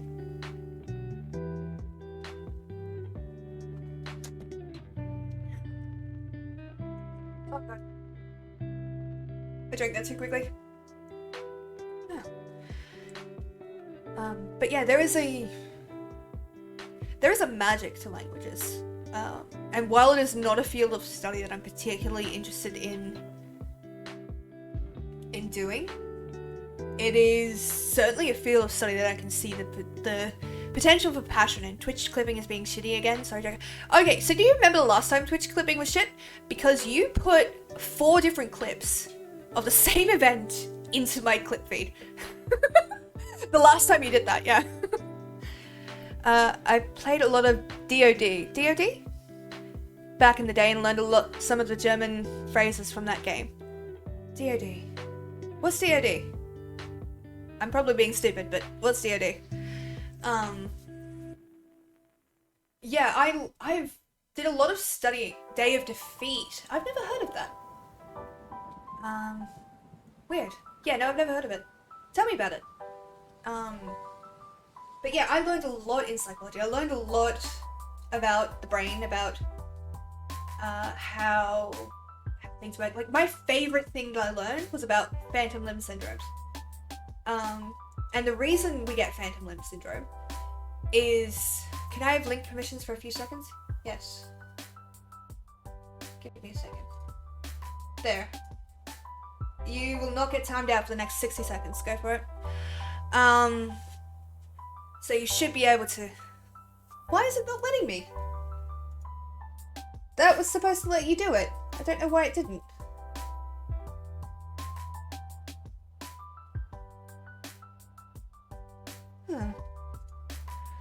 No, legs still don't work properly. If that's a link to the clip, put it in the Discord. And just, like, at the person you wanted to see. Plus, I plan to steal some of these... Well, it's not really stealing if it's my content. And put them on Instagram as a reel. So, I did that too. Alright, sweet. It was a World War II shooter... Kind of like Counter-Strike. The German side soldiers would have activated word phrases in German. Oh, okay. A Road to 80 server really does make leveling an alt piss easy. I'm so jealous. It's part of the reason I'm going to hit fucking 90 before I leave A Realm Reborn. But yeah, so the phantom limb syndrome, basically the reason that happens is because your brain reuses tissue, inactive tissue. Well, a healthy brain will anyway. So when you lose a limb, that part of your brain doesn't disappear, it's still there. It just gets... Eventually, what happens is the cells retake it. And so, sometimes, some of those links are still present. So, when signals get passed through the brain, as part of the new rewiring and neurological wiring itself, you will get a sensation where it triggers a sensory input. So, sometimes the feeling of something brushing up against your skin, that is caused by a reaction in the brain. So when you do that, when that gets triggered in the brain, you feel that because the sensation of that happening is not happening on your arm, it's happening in your brain. And that's because as your brain is sending signals through this repurposed tissue, it triggers it. Alright. Okay. My MSQ is 27, but I'm 51. Nice. And I got other classes to 30 as well already. Nicely done! Alright, now that rework is not immune anymore, time him out! Nah. We're talking about encoding engrams. I was talking about phantom limb syndrome. It was one of my favourite things that I learned about. The next thing I learned that, funnily enough, stuck with me a lot longer, is the idea of a pool of self-control, basically. It was theorized, and I don't remember exactly by who, but it's in my notes somewhere. It was theorized that we have a specific amount of willpower each day, like a pool of self-control. And each exertion of that self-control leaves less of that will for later. So that's why if you spend all day denying temptation, like, I don't want this brownie, I don't want this, I don't want to do this, I want to go and do a walk. Each time you do that, you are using up a little bit of that willpower. So that's why, like, later on when you're tired and you've spent all day being good, that brownie in the fridge is so much more tempting. And as you exercise that will, it gets larger and larger, and the pool that you draw from is larger and larger. But there's an actual psychological thing for it. Speaking of phantom limbs, have you played Metal Gear Solid: The Phantom Pain? No, I've not. I've actually not played any of the Metal Gear games. Huh. I should. I just haven't. Ooh, Phantom Limb Syndrome. Fun stuff. Yeah, it's really fascinating. Oh geez, I'm a paragon of sheer will. Funnily enough, so am I. Although, at this point, the way I kind of use... so with chronic pain, I adapted the spoons method. The spoons description, basically. So each action costs you a number of spoons. And you only have a certain amount of spoons per day. So on a bad day, getting up and going to the bathroom is going to cost you 3 spoons, and you only have, like, 8 spoons for the day, and you've got to somehow eat and drink and, do work stuff. So that's kind of the way I kind of describe it. But, yeah. What? Metal Gear Solid games are great? Yeah, no, 100% they're great. I just never played them. That willpower doesn't exist when there is chocolate or lollies in my fridge. That's fair. I understand that. It is... Honestly, funnily enough, after the surgery, not an issue I'm having. Mostly because I can't eat anything. But I find I don't want as much of that stuff anymore. But Lord help me, I need that willpower to get through the day at work without swearing at people. Fair. Very fair. Especially in Metal Gear Solid, this Phantom Pain. I love one of the characters so much. Can I spoil her story? I'm not too mad about spoilers from another game. However, if you ever want me to play this game, I wouldn't spoil anything for me.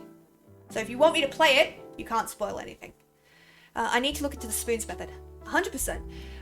It was the way that I was able to communicate with my family. Don't get me wrong, my family were lovely and they looked after me. They just did not understand that chronic pain, that kind of pain, it takes away everything. You don't have.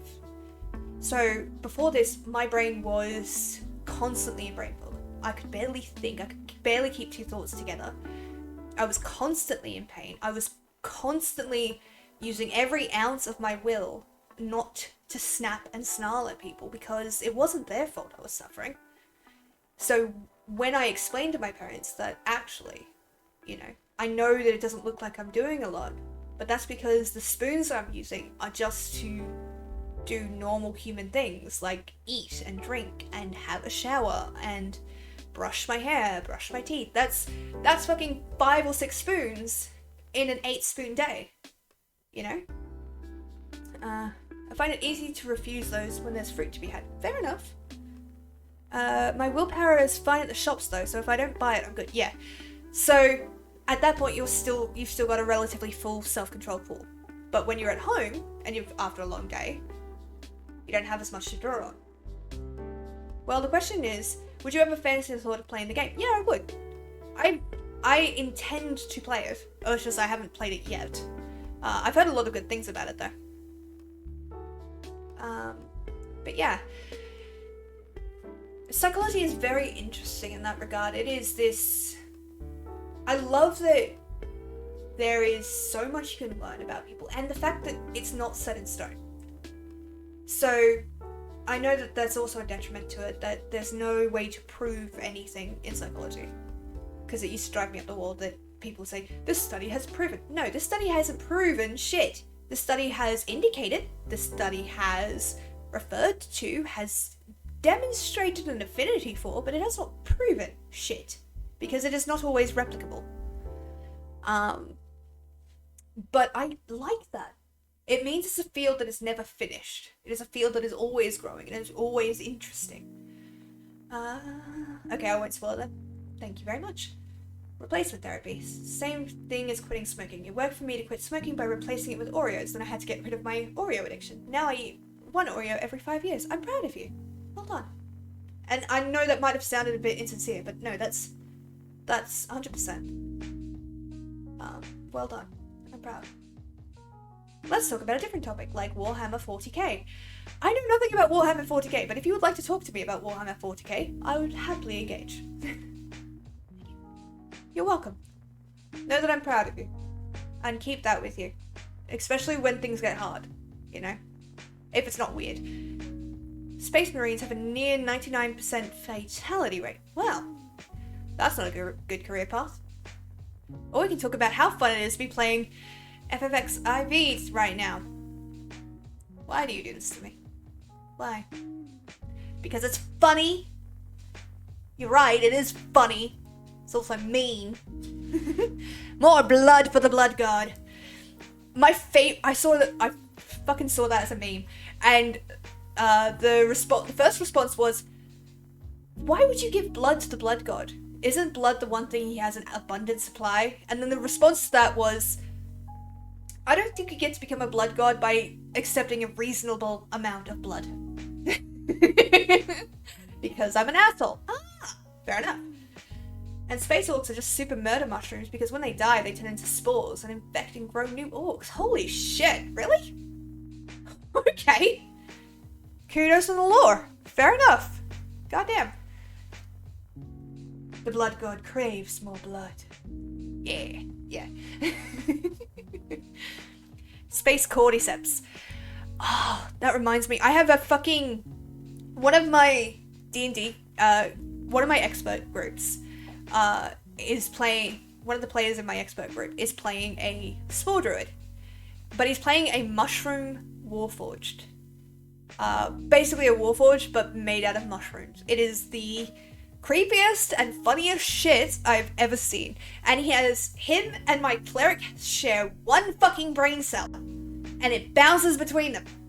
They have skipped so many goddamn plot hooks because they're just like, oh, what does this button do? Or, oh, this is a pretty tree. Yes, there's plot happening over there, but I do not see it. So, it fucking drives me up the wall. I know diddly about 40k. Yeah, same. But it is something I'm interested in learning about, so. Gotta remember to keep drinking, brain.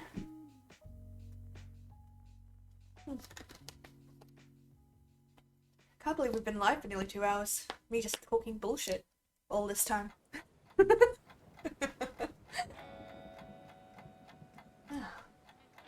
I do have like 3 different pings from different Discords though, which is kind of creepy.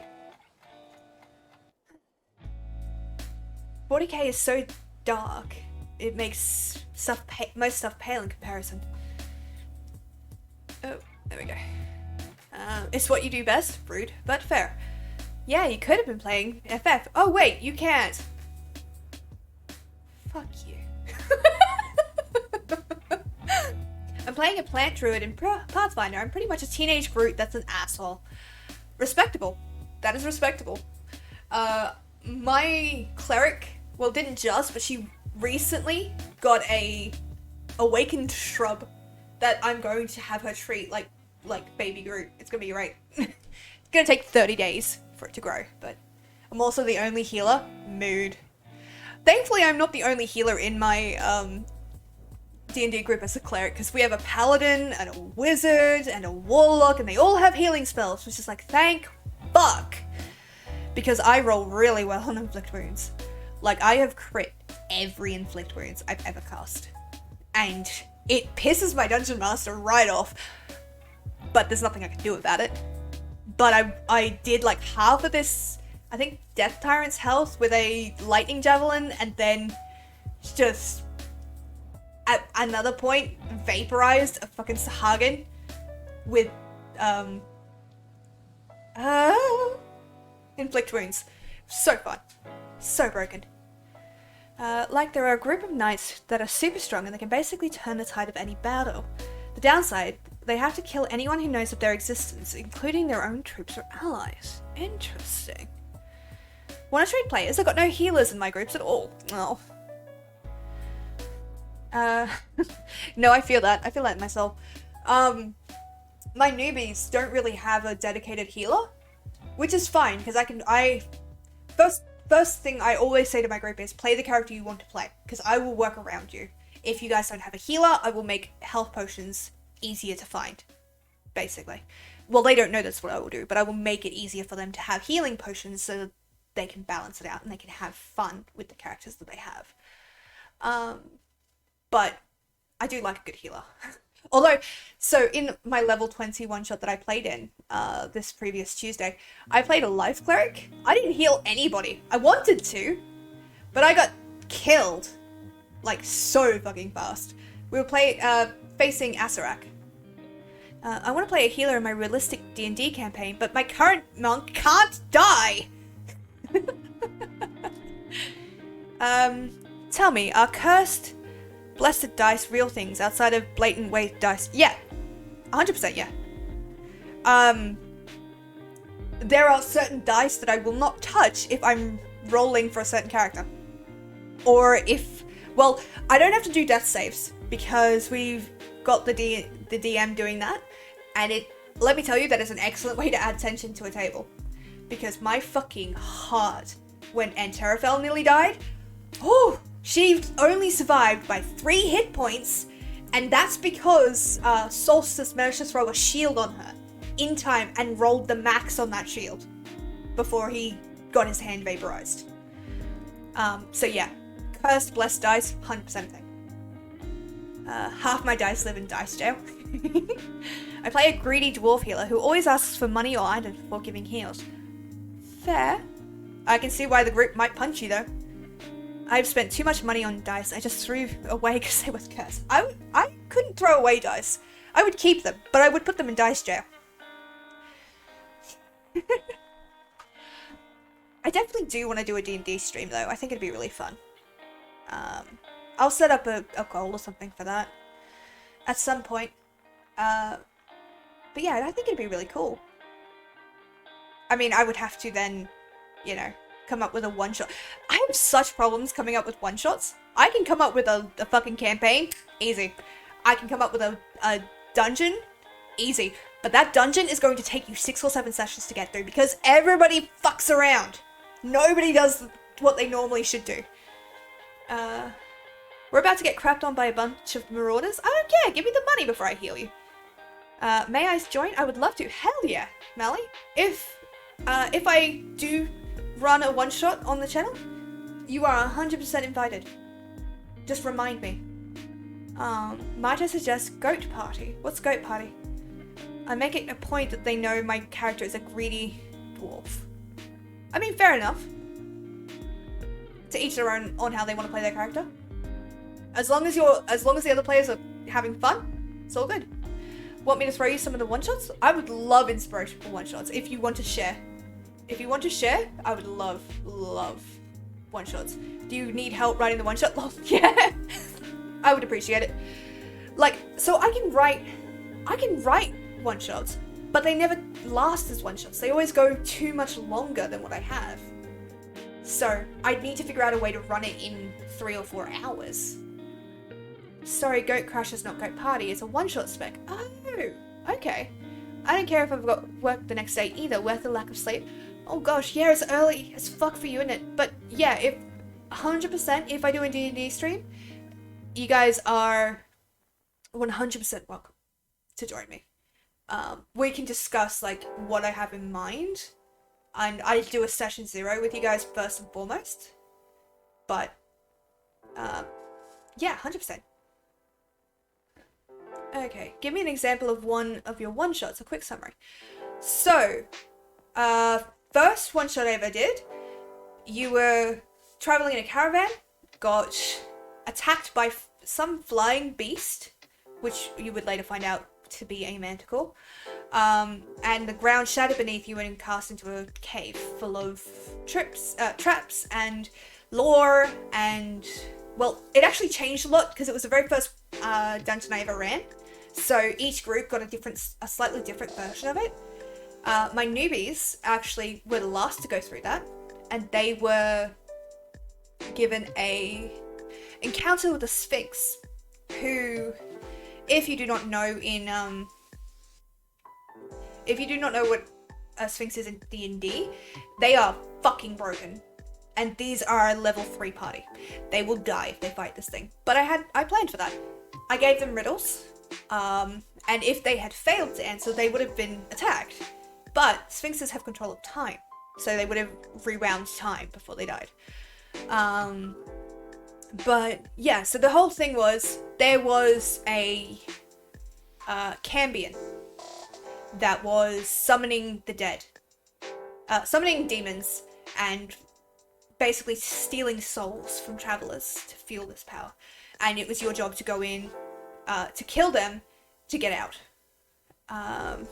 It's a one-shot where you play as goats and you have a crashing a party and you have to convince people you are not goats. Fair enough. I would stream as session 0 first and then make the one-shot, because then you know what kind of group you're dealing with. Yeah, I would not stream as session 0. I would have that with the players first and foremost, but I wouldn't write the one-shot until I knew what kind of players I had at my table. I think a session 0 should be private, so that we can all get on the same page.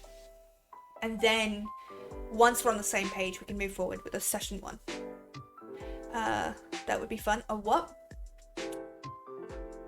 Yeah, a Cambion. So that is a devil spawn. Think like tiefling, but worse. They are literally devils. Much closer related to them. Anyway, they're typically, as far as I know in the lore anyway, they're typically servants of hell and are constantly trying to either please a master in hell or become a master in hell. So that was her kind of her motivation for that. True, yeah. Oh, Cambion. Yeah. Cambion, not Cambrian. So Cambion, I-O-N, I believe is the end of it. Could be wrong. But yeah. That was the one shot. Would you like to know how long it took them to do that? That dungeon? All the groups? Each group took about 3 to 4 weeks to get through the dungeon. And that was with consistent plays. 5 hours? No. 3 to 4 weeks of 2 to 3 hour sessions. Yep. Yep. I don't know why. They faffed around, but I expected them to faff around. It's just, I don't know. Maybe I put too many encounters in. Maybe I didn't streamline it enough. I have no fucking idea. I don't know why. I don't know if it would take so long now as I've learned how to play and I've learned how to be better at it and to kind of guide them a bit better. But I don't know why it took that long. But yeah, I would definitely love to get more one-shots. I know who I would like to invite to a game. I don't know if they'd be able to attend, but if I could get them for one session, that would be great, because I think you would love them. I will have to ask their permission first, though, like if they're interested. So I won't tell you who they are in case they say no, and I don't want you to, like, get mad at them or anything. Not that I think you guys would, but yeah.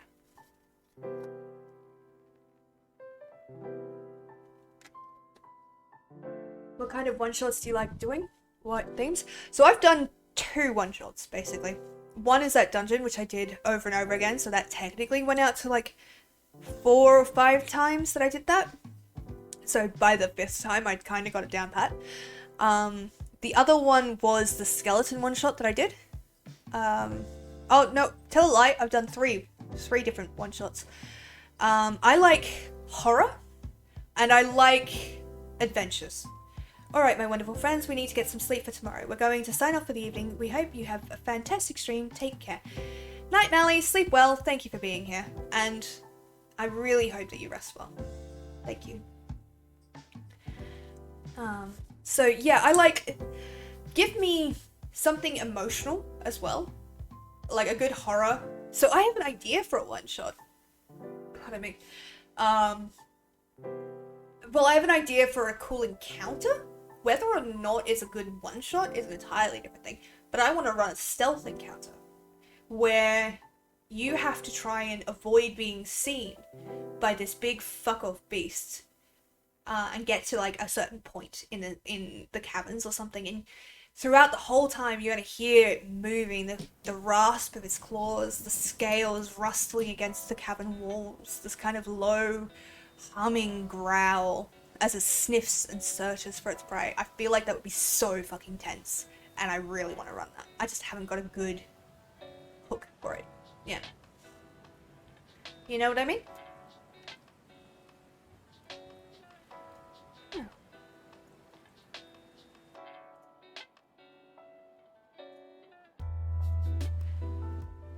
But yeah. I definitely want to be able to run more one-shots, because they're a lot easier than the fucking campaign. I don't have to remember as much shit. Funnily enough, the dungeon that I wrote actually became the start of my campaign. Well, it took place in the world of my campaign that I was building. So that was the first thing I built, and then as people asked me questions, I built up around it. I don't know about emotional, but you can try doing the Enchanted Forest.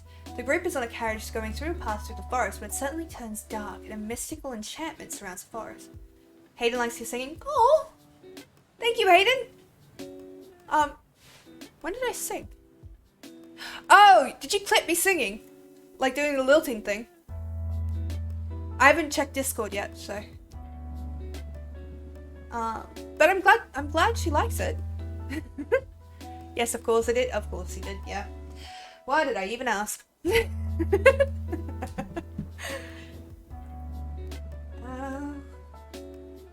gosh. Sorry, this is important.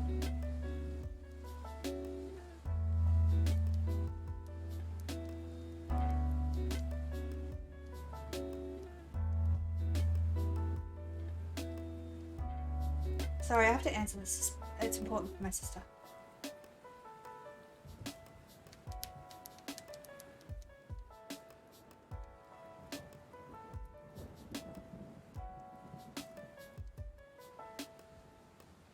God. These nails make it so hard to type. There we go. Okay. There's a lot of room for storytelling elements. Yeah. And it's a group of people on a carriage trapped in an enchanted forest. That could be good. I could work with that. So I could... Yeah. Okay. So I could... Mystical forest. You'd be able to hear the earth kind of rustling as you walked. This gentle treading of the wheels as they ground through the undergrowth. The wind that bit across your skin. It'd be cold. Sorry. That's how I build one-shots, by the way. Like, any kind of description, I try and create it around me and build up from senses. So, I forget that I do that out loud sometimes. But yeah, that would be really cool, actually. They could fight a hag, maybe? No, you're good. No need to apologize. I'm glad. I really enjoy doing that. I really enjoy building a story and building the sensory around it. One thing that I have started doing, and it's not intentional, but I've started doing it quite well, is timing it to music. So sometimes if I have music going, even if I've not necessarily heard it, I can pick up the pitch of the music and I can adjust the tempo of my words to match it. So I freaked out one of my players, one of my newbies, with a chase scene. They were dreaming and they were being chased by something, and the fucking music is going so hard. It's like, you know, you're racing through the forest, you feel your chest expanding and contracting, your heart thrumming beneath your ribs, that kind of like rushing pulse as you try and scramble forward. Your feet, not your normal feet, not the clawed feet you are so familiar of, just the, you know, the weird, ungainly humanoid feet that you have been cursed into. And you can feel this thing behind you, this creeping, gnawing heat at the back of your neck. And you feel it, and you run until there is nothing left in you. And I managed to time that so fucking well that the music went absolutely quiet when I hit, or when they got to the cliffside. I'd never listened to that music track before. I just managed to time it so well, just listening and having a basic understanding of, not like, 'cause it was not intentional, but having a basic understanding of where the music was leading up to. I'm like, it is going to have a pause and a drop. It has to. That's just what they're leading up to in this song. So I managed to time it so good for that, just that moment when they get punted off the side of the cliff into absolute silence. But yeah. So if I do a D&D stream, you're going to get a lot of that kind of descriptive shit. I would have to find music that's copyright free. Shit. I mean, I know I'm listening to some now, but that's entirely different. I'll have to ask Ollie. He knows. Because he does paid DMing, he has a bunch of royalty-free shit.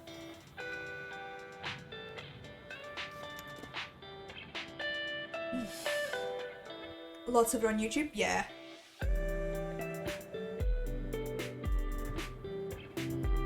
Okay. Yeah. But sometimes a lot of those aren't actually DMCA free. I've seen a lot of people get flagged by them. But I think I'd really like to do a D&D stream. If it's something that people here would enjoy. Because if it isn't, I might do it on like stream it on YouTube. And do it there to kind of build an audience as well. But who knows? If everybody in the Discord is super hype about it, then I'll definitely look into it. Definitely look into doing it. I just think it'd be really fun. I don't care where you stream it, as long as I can play. Yeah, fair. Fair of a DM. I feel it. That's why I keep inviting my DMs to play, because I know that they don't get to play as often as they like. So that's why I keep inviting them. Hey, do you want me to run a one-shot? Hey, do you want to join this campaign I'm running? Because they've given me so much joy in playing D&D, because I didn't know how to play before I met them. You know, the reason I met them is because I went like absolute ham and ran 4 one-shots in a week, which then took 3 to 4 weeks each. But I'd never been a player before that.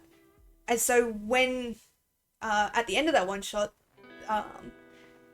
the group was like, hey, do you want to join us? And we can find a DM and all play together, because I think that'd be really cool. I'm like, yes. And then we met Lord Skull, who applied to us on Reddit. Absolutely best decision, because I've had so much fun on that campaign. I've had so much fun, and it has been one of the best experiences, and I care for each member of that group very dearly. Like, they are some of my best friends, and I would never have met them if not for D&D. And if I hadn't been stupidly brave and just went, you know what, I want to play a D&D, and you know what, I'm gonna say, fuck it, let's go, I'm gonna play. I'll run it, I'll just get randos off the internet, and I'll go, and I'll learn. And if I hadn't done that, I wouldn't have done any of this. Here's another one-shot for you. The players are on passages on a ship. The ship was recently attacked by a kraken, but the kraken was repelled. But during the fight, the captain and most of the crew have been lost to sea. It's up to the players to try and make it back to dry land, or complete the voyage to its original destination. Ooh. Okay. Yeah, that could be good. I like that. Thank you. Yeah. I currently play in 2 games. And Terrafell Dustseeker is my fox. She's an artificer. She's a tabaxi, but reskinned to look like a fox instead of a cat. And that is in Lord Skull's campaign. And holy shit, has that been fun. That has been ridiculous. We are session 48, I believe. So I've known these people for over a year.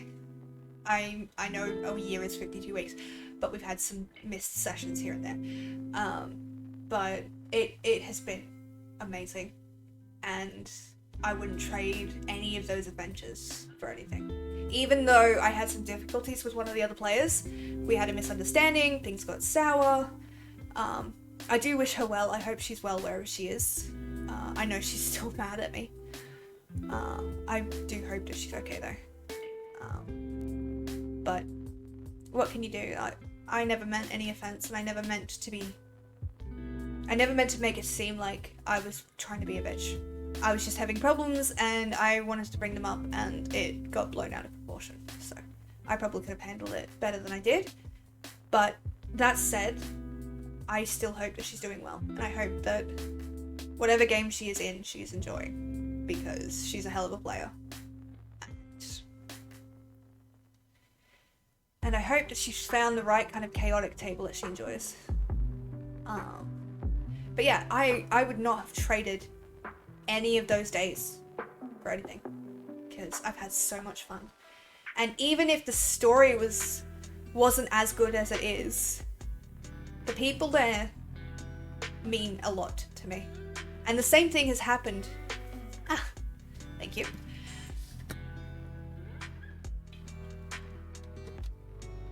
The same thing has happened with my cleric, Nyx Aria. Her backstory is fucking tragic. So for my fox, I went innocent as fuck. She's super naive. I love her to death, but super, like, light-hearted, kind girl. Nyx is tragic as fuck. And as I felt like such a stranger coming into that group, because they'd been playing together for over a year, over 2 years, I think. I don't know exactly how long, but they'd known each other for quite some time. And I had severe social anxiety. You know, I don't deal with that shit. But they gave me the opportunity, and I joined in, and now I consider them good friends. I mean, I don't know if they feel the same. I haven't had an opportunity to ask them, but I do consider them good friends. I hate misunderstandings, when people perceive things in a different manner than intended. Yeah, it happens, and as much as I hate that it happened, there was nothing. All I could do is say that it was never meant to be hurtful, and I certainly tried not to be. but I completely understand why she reacted the way she did and the way it could have been perceived, and I apologized for that. But yeah, it went badly, and I still feel guilty about it, even though people have been like, no, it's not your fault, it's not her fault, it's just it went bad. That's what happens. So I do hope she's okay, and I do hope one day that she'll chill. Not that she'll chill, that she'll be able to, maybe we'll get to play together at another point, but like when we're both different players, I think. Do you ever run one-on-one mini campaigns or one-shots, like I did with one with a friend for his background to add to one of his official D&D characters? No, I've never run a one-on-one. I've never played in one, so I don't know how they work. But if I knew how to play in one, I would definitely run one. But that's something I could do. Because I really want to support Lord Skull in his paid DMing adventures. He is kicking absolute ass right now. And not only do I want to play more D&D, but he's my friend and I want to support him. So maybe I can see about paying him to run a one-shot with me. That's something to do. But yeah. Anyway, I hope you're all doing well. I hope you're all, just chilling, relaxing. I can't believe I've been talking for almost 2 hours and 10 minutes straight.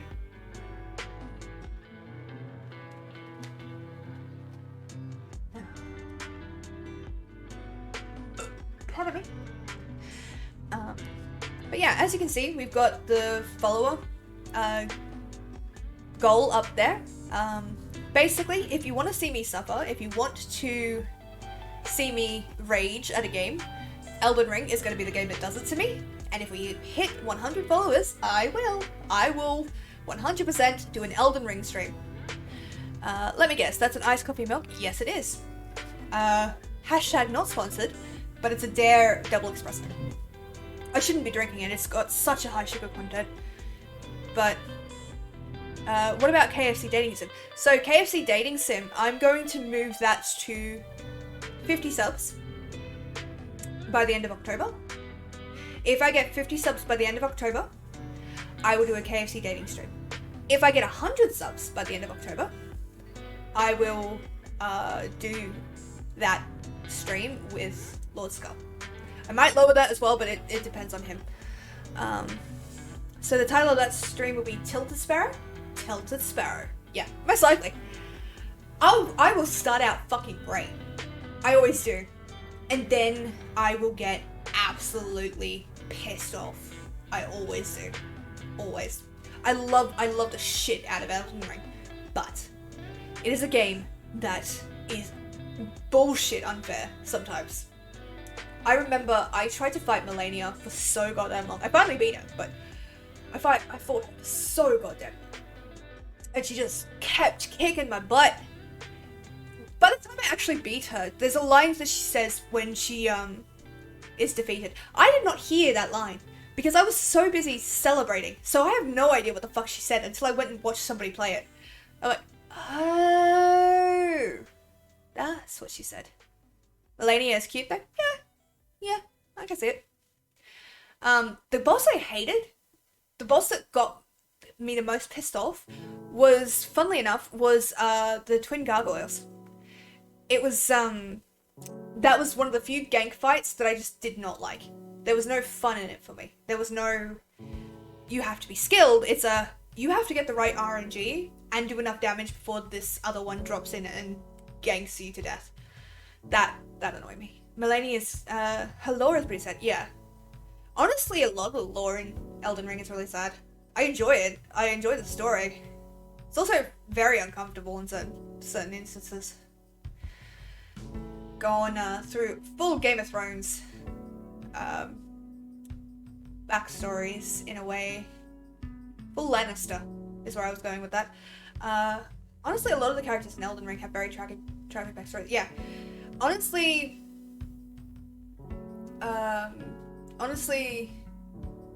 the Dark Souls stories are always sad The downside to using gift subs to hit that sub goal is that they will drop back down after a month, so they won't last until the end of October. Well, do you want me to keep it?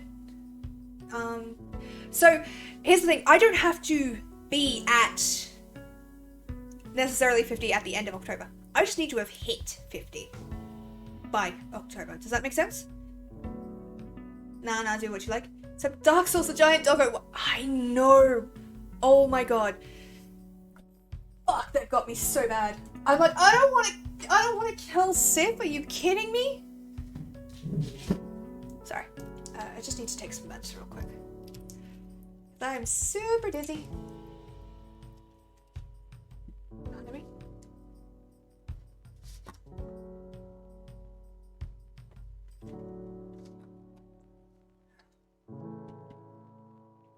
Honestly, it got so much worse when you found out that, so when you did the DLC and went back in time almost and met Sif as a puppy, he remembers you. I'm pretty sure it's her. I'm pretty sure Sif is a girl. She remembers you at the fight, and it fucking hurts because she's going to defend that gravestone with her life, and you can't walk away. Fucking sucks. I never made it far in Dark Souls, somewhere around the bridge, I think. I like hard games, but the type of game where you are just bashing your head against unfair odds isn't for me. Yeah, that's fair. Completely understand why a lot of people don't get into it. Honestly, the adrenaline rush after beating an impossible challenge gets me through everything else. Because there have been moments when I've been like, especially in like Bloodborne, the Lady Maria clock tower fight. Oh my god, I suffered on that for so long. And yet, in the moments just before I beat her, my heart was racing, and I was like, okay, stay focused, don't get greedy, don't get greedy, don't get greedy. And I got her, and I swear to god, I scared the shit out of the cat because I yelled so goddamn loud. I was so happy.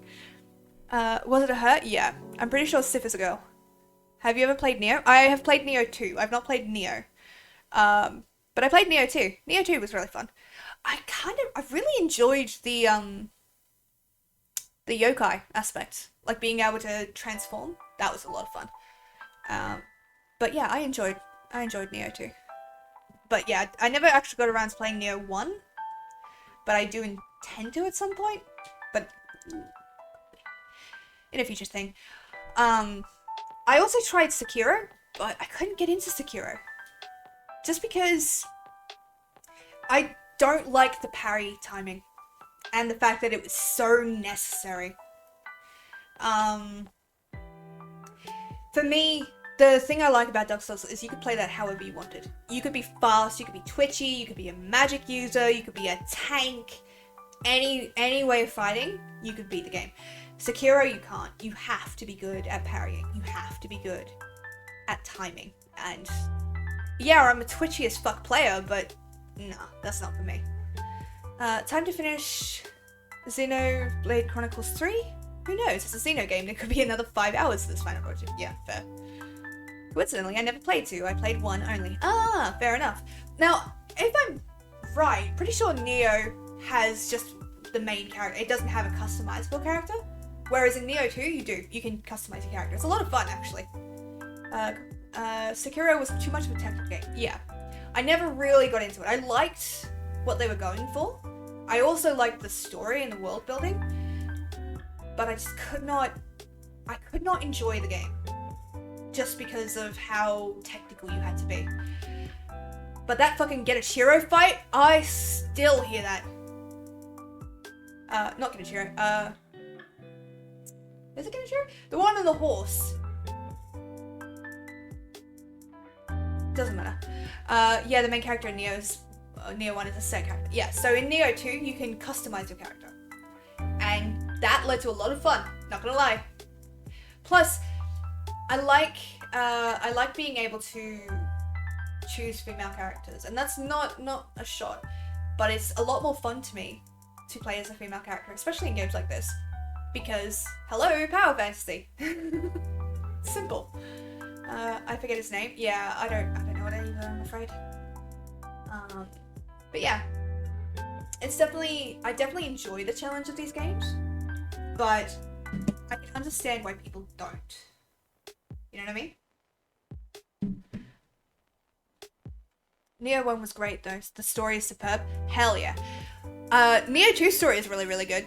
It was really funny. So I don't particularly mind subbed or dubbed games. It doesn't really faze me.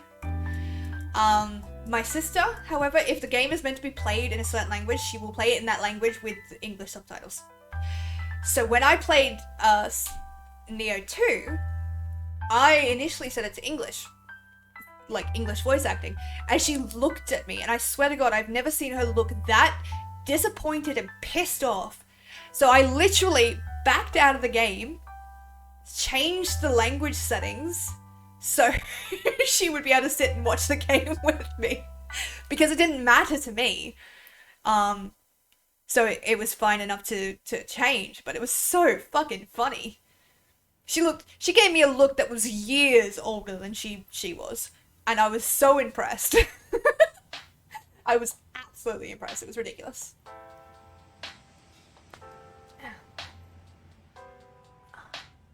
I'm trying to crack my back. It's really annoying.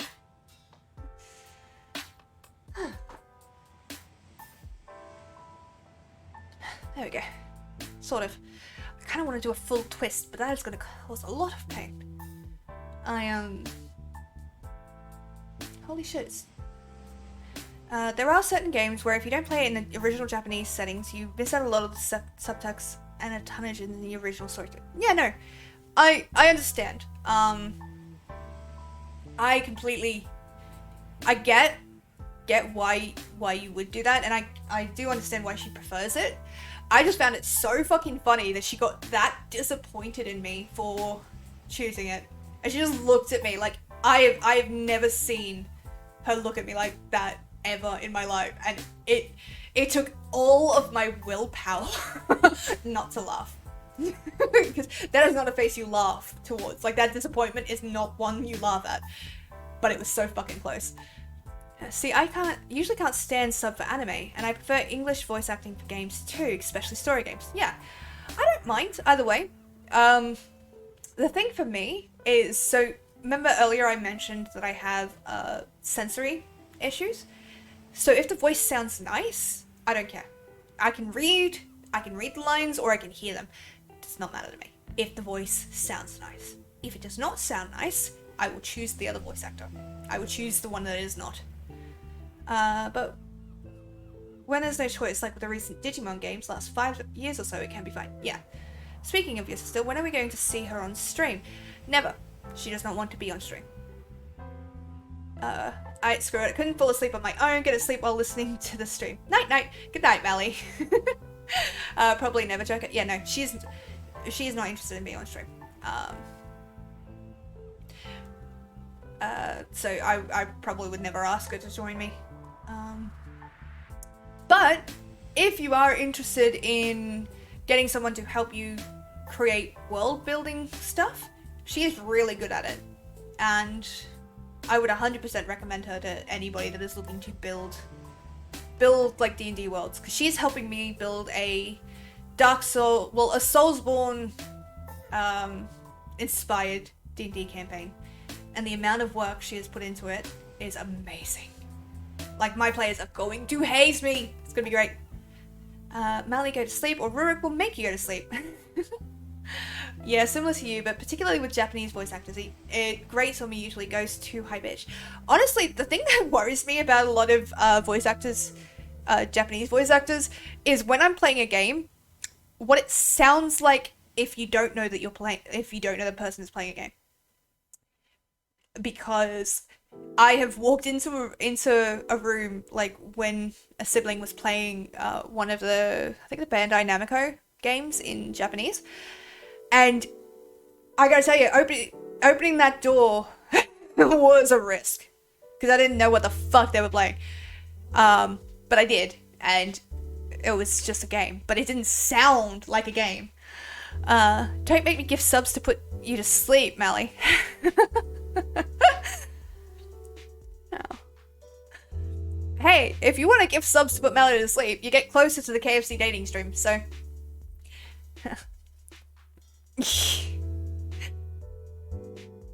I do hope you can rest though, Melly. Sleep is really important. And you deserve the good snoozles.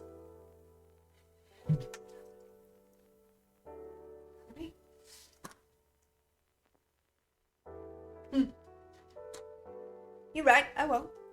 There, you've gifted enough. I said Rurik, not me. Rurik being Rurik, he probably also knows where you live, Melly. Jesus Christ. Oh, I can. I'm talking shit at this point. Fair enough. Yeah, Rurik, do it. Maybe I will finally be free of those ads. Oh yeah, I forget that they keep going. Because I'm looking over here towards chat and everything. Ads are on this side of my screen, so I don't actually see them go. Because it doesn't do a notification in OBS for me. And the reason I'm watching this side is because the stream delay is like 3 or 4 seconds, and if I watch that, I throw myself off, and I can see myself talking, and it fucks with my brain. Although some of them are Final Fantasy ads, so yay me. Fair, fair. More FF suffering towards Sparrow, yeah. God fucking damn it. I'm so tired. I really wanted to play. I'll probably play after this. Just a reminder, guys, if you are not currently in the Discord, do feel free to join. Because I could always use more people in there, and it'd be nice to know yes. Oh, Rurik! Thank you so much for the gift sub. To Omega. I hope you're enjoying. I hope you enjoyed the lack of ads. Speaking of that, keep in mind we've got to fix your stream, so keep an eye on your time. Oh yeah, it is currently nearly 8:30 p.m. for me. So I typically finish at 9 p.m. for streams. But I am starting to get very sore. So if you could maybe DM me what I need to do to fix it, because I'm probably going to crash for at least an hour after stream because my ribs are really sore. You barely beat me out. Oh, you guys are so sweet. And with that, I'm going to bed. Good night again, Melly. I have a lot saved, and also if you need ideas for a one-shot, feel free to DM me on Discord or something. I have a lot saved and thought up. Okay, I will, thank you. See ya, Melly. See ya, Melly. Sleep well, lovely. Yeah. Bye, Melly, again. I hope my stream helps you sleep.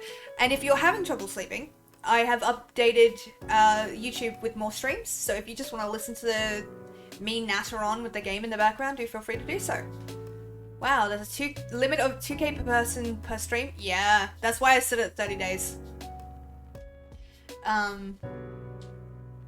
But if you guys are really interested in it, I mean, so we will be doing raid content on Lilith. We will. But that won't be a while. That will be a while away yet. So I would be using a using my alt Arlessa to. Oh wow, okay. Thank you, Omega. DM.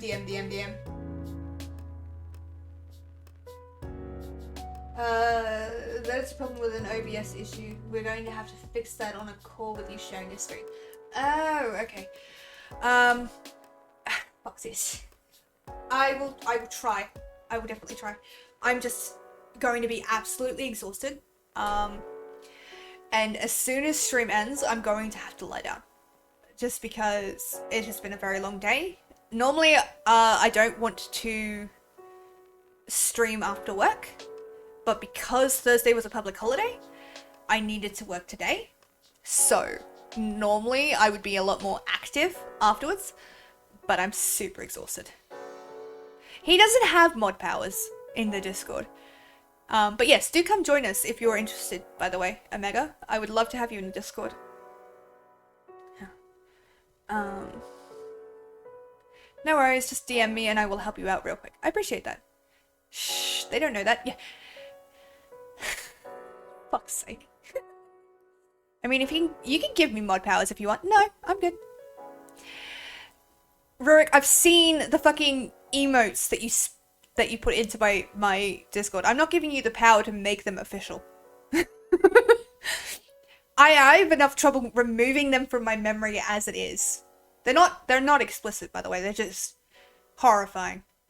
Oh, I don't care about him having mod powers. Saves me a server space lol.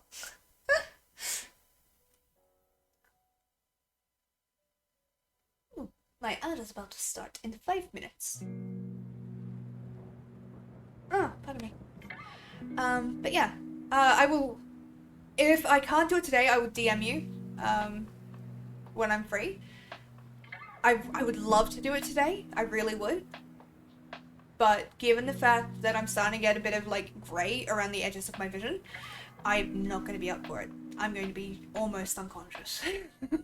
At least for a good hour and a half. Possibly 2 hours after this stream.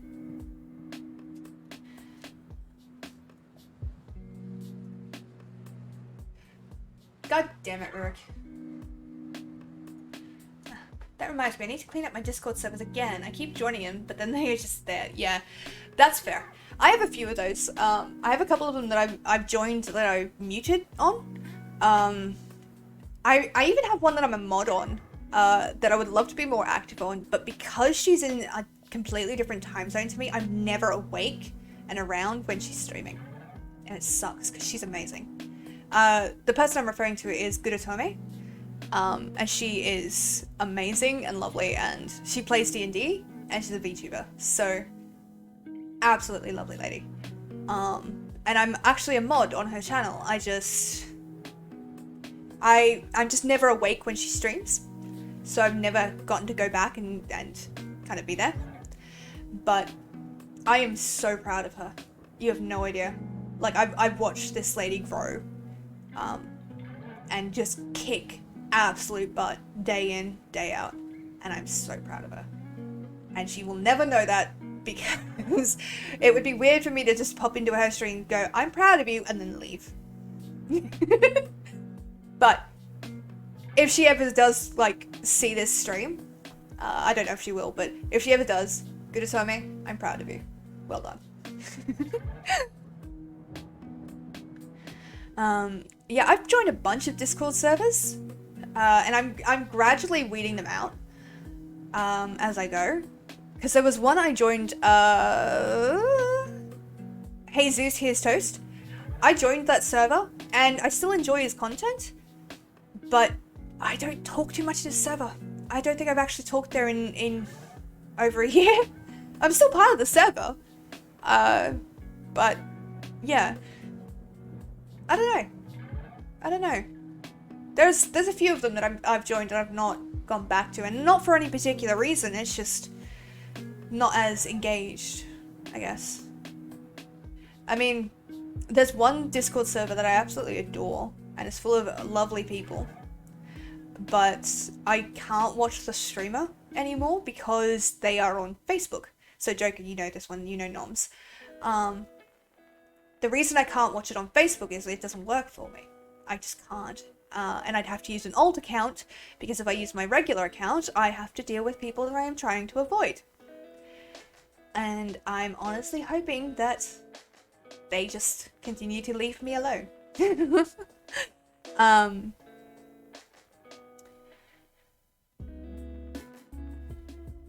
Also, random thought, my friends in the D&D group have a saying, when in doubt, toss the dwarf. Leading to the one time my dwarf healer was tossed across a perfectly fine bridge because the bridge seemed suspicious. What would have happened? Hold on. If the bridge wasn't fine, how are you going to get back? You can't toss yourself back across that ravine. Did they think about that? I don't think they thought about that. By the way, just to plug socials and everything, if you're interested in listening to me blather on a bit more, I do have a Twitter account. I do have Instagram as well, which I'm trying to grow. So if you guys have ideas for content I can put on there, like things you would like to see from me on Instagram, because I have learned that Instagram is the primary way that Australian businesses find sponsors, like people to sponsor. So they track Instagram as a big part of that. And because that is something I want to do in the future, it's something that I'm building towards now. So if you guys are interested, please do head over to Instagram. There's a link in the description. There's also a link in my Discord. But yeah, if you guys are interested, please do check me out. It'll help. It'll help me immensely, especially if you give me ideas for what I should be posting, because I've never been much of an Instagram person. But yeah, if you guys do have suggestions, I would love to hear them. Same thing with Throw. If you guys have suggestions for that, would be great, because I don't know what to put on there. I really don't. No, they did not. But their response was like, don't worry, we have a rope. If the bridge doesn't work, we can always toss it to you and drag you back. Did they not give you the rope, like tie the rope around you and then toss you? No, they just yeeted your ass, didn't they? Fucking hell. You gods. Ooh. What the heck? Oh boy. What the shit? My computer's still on. But my power just went out. Oh boy, it's after dark. What the fuck?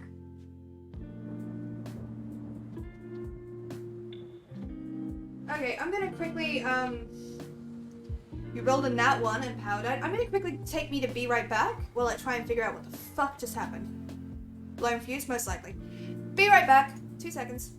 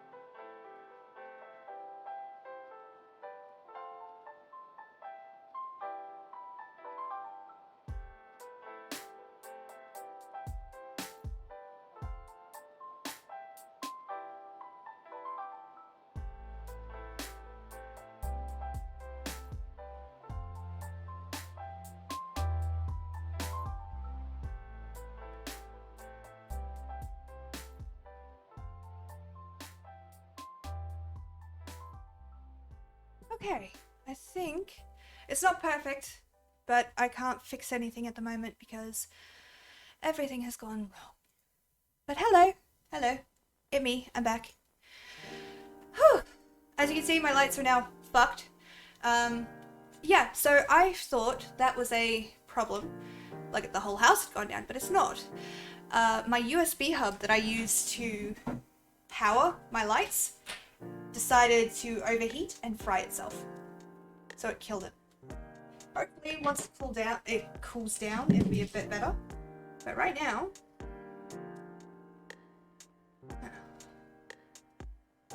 yeah. I will try and fix it after the stream. Okay. I just lost my boss fight because he killed all my healers at 10% HP. Oh, I'm sorry. That sucks. As you can see, I think I'll move that up there. That might fix my lighting a little bit. Yeah, that's a little bit better. So, yeah. I'm afraid this is what we're stuck with, at least for the next 20 minutes. And then I'll head off. But, yeah. Shit. Why did you die? I wonder. No, shit. That's fine. I blame Sparrow's power outage. I bet it was a ploy to make me lose. Of course. That's how it works, isn't it? Yeah. This thing just shut down for some reason. I don't know why. But for the moment, I have power. The rest of the house, all the lights are on. So the light in my room, the one up there, does not work. That's because the people that wired this house were lunatics and did not do it properly. So every time that thing gets a new light bulb, it shorts out. So I have to use string lights, basically. Big old lamps. So normally that's what I have on and kind of reflected around me. But unfortunately, this is what we've got. I bet it was a ploy to make me lose. Yeah, you got me. Someone somewhere rolled a nat one and caused a power outage. Yeah. I don't understand though. I mean, I'll have to buy a new one, but because I don't. So my makeup was not done for this light. Actually, to be fair, my makeup was done for daytime light, but it throws off a lot of my composition, unfortunately. That's okay though. Worst things have happened. Actual water this time.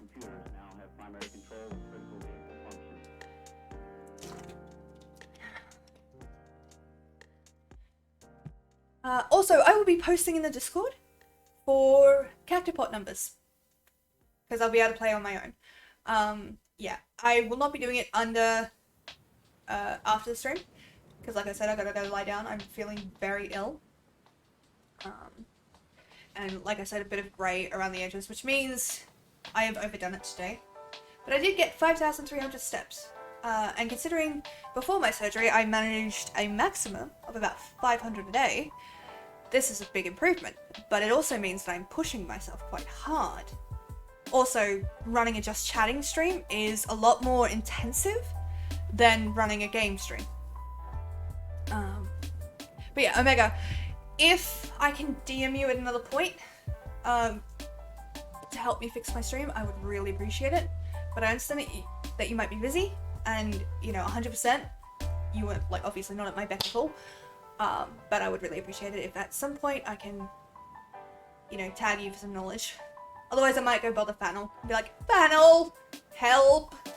OBS hates me. Of course, it's not a problem. I appreciate that. Thank you. I don't like taking up people's time when I can't give specifics. I mean, I don't like taking up people's time anyway, but if I can't give you, like, specifics when I might be good, just DM me whenever. I really appreciate that. Thank you. Yeah, if I can't give specifics, I feel really bad. But yeah. Good golly. Today has been interesting, huh? Lots of, weird things happening here and there. Ow. But I don't care about that. If I don't immediately respond, I will as soon as possible anyway. Appreciate it. Thank you. I really do appreciate that. Thank you. Let me just make sure everything is fine.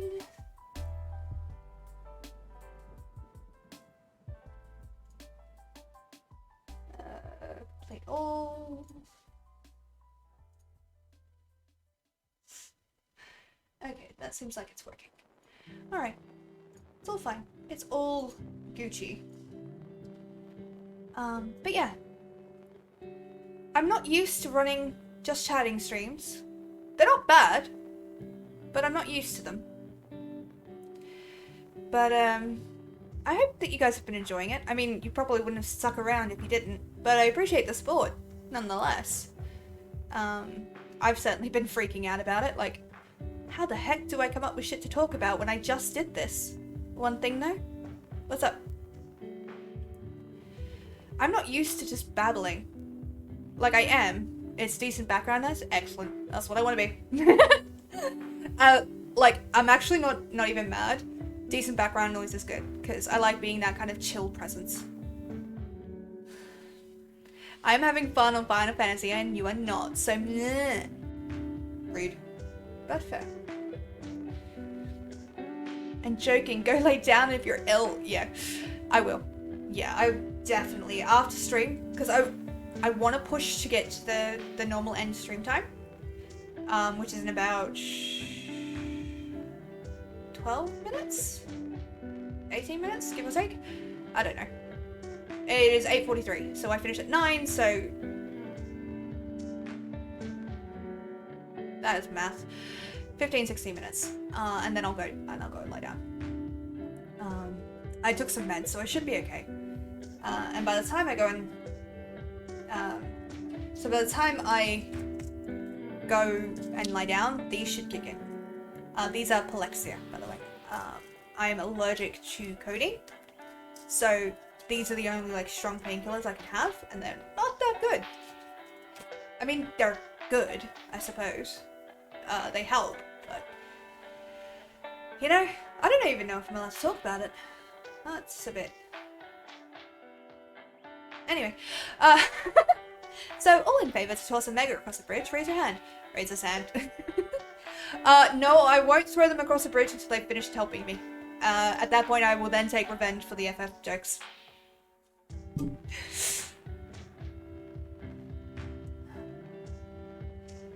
So next week, I'm pretty sure I just have the one stream on Friday. I will also be jumping back into the Final Fantasy Girls Only streams. Life kind of got in my way and I wasn't able to stream with them for a little bit, but I'm hoping that next week I will be able to do so. And I will have news to tell you next Friday. I just can't talk about it today, unfortunately. But I will be telling you next Friday, and I hope that you guys will be as excited for me as I am about it. He can still help you while he's on the other side of the bridge. True. True, the internet is a powerful thing. But I'm also not going to be mean to someone that is helping me.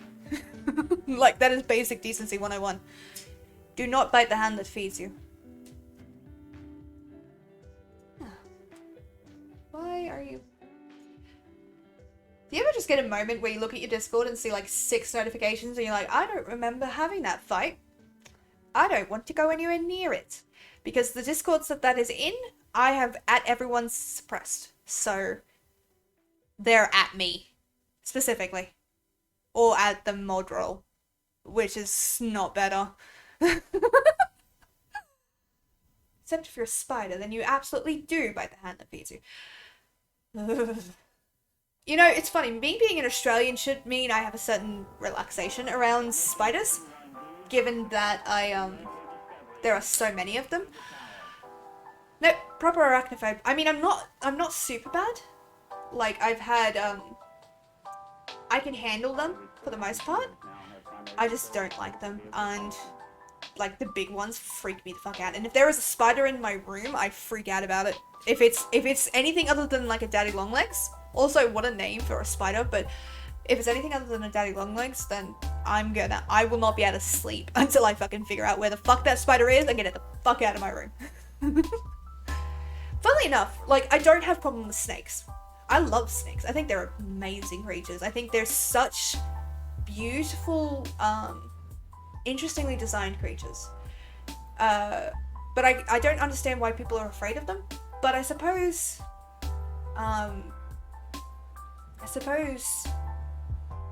people might wonder why I'd have such a problem with like enclosed spaces or spiders. So if I tell you to look at your door behind you right now, then don't do that. Oh god, I saw the greatest meme about Daddy Longlegs the other day, but it's probably not appropriate to put in your server. Yeah, let's try and keep the server relatively PG. I don't expect there to be any kids in there, but that's not, like... Weirdly enough, Lucky Red Sparrow is a brand, and I want to keep that brand family friendly, if that makes sense. Well, family friendly-ish. So, if I let lewd content or anything onto my server, people will assume that you are allowed to do that, and I will lose control of my server entirely, and I don't want to do that. It's stuff we talked about on stream on Wednesday. Huh. DM me the meme to my Discord, not the Sparrow's Nest Discord, my Discord, and I'll take a look and let you know if you can post it. I'm still fucking loving this. Also very funny that you posted a meme about this, and I'd already picked this up to show everyone on stream. Because look at this thing. It's so goddamn cute. And I kind of want to wear it as a hat. Yeah, there we go. I saw a video once about a guy in Australia. He shook a shack wall and it was, oh no. No. Not happy with that. Nope. Please don't talk about that kind of stuff. Oof. I'm psychic. You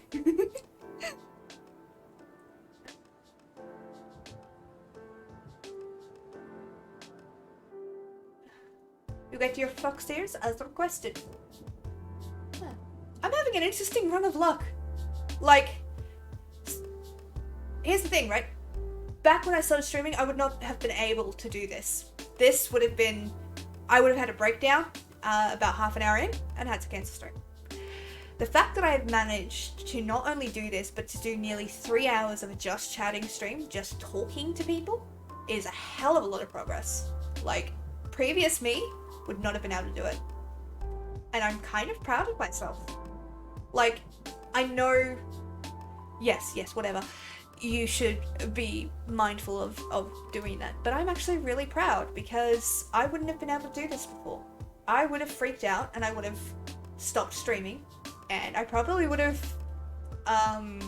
gone and maybe even cried from the stress of it. But I'm not.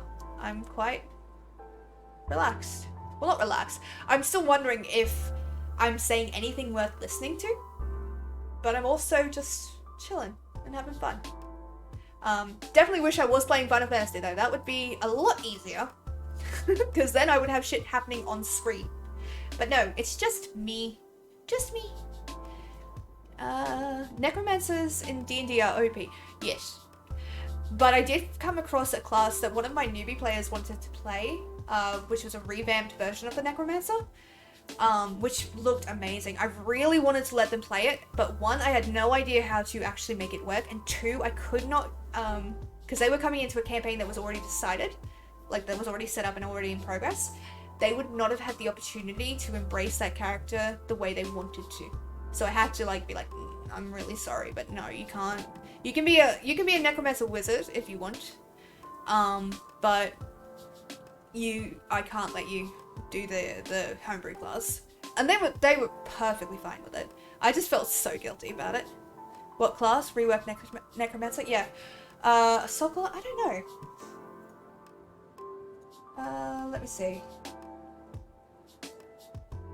Yeah, you can post that in memes.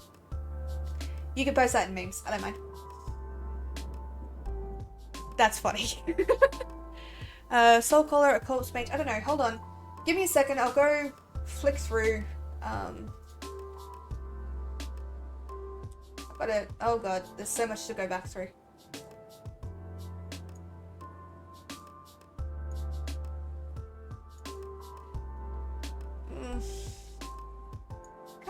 Where are you?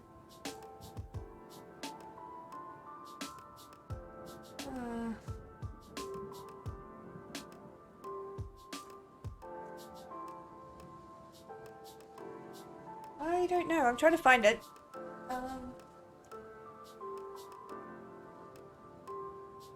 Let me see. Okay, what I will do is just remind me, and I will ask the player to send it to me. As you can see, I am a necromancer specialist. Lol, I know most branches of necromancy. Very cool. I hope you mean in-game. Otherwise, that'll be interesting.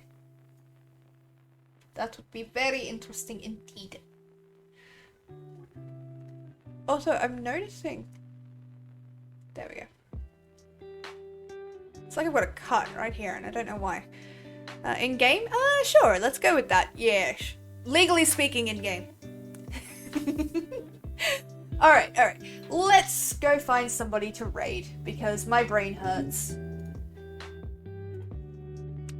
But I do appreciate you guys sticking it out with me. Just checking out. Chilling.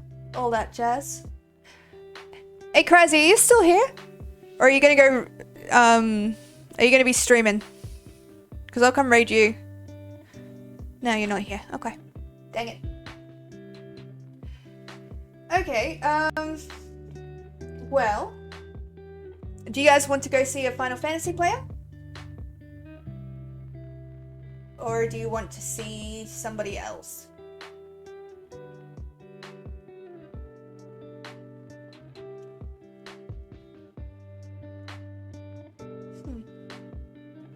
Branch of necromancy is also blood masters or blood mages. I honestly really like the whole blood magic thing. I think it's really interesting. I kind of like the way Dragon Age did it, but I don't know.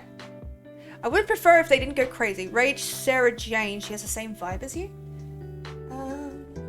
Oh, she's a bigger streamer, I'm afraid.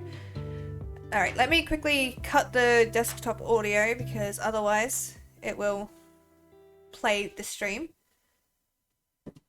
As I click over to see who she is. No, Sarah Jane, please.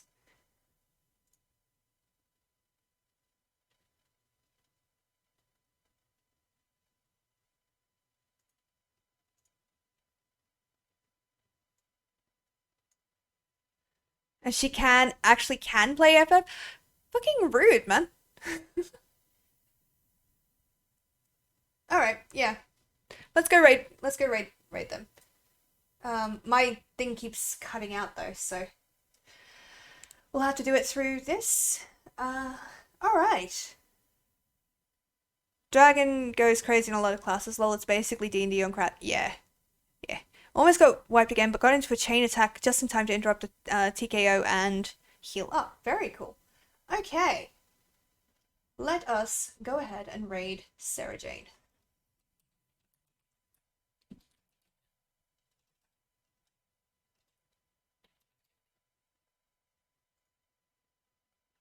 Okay.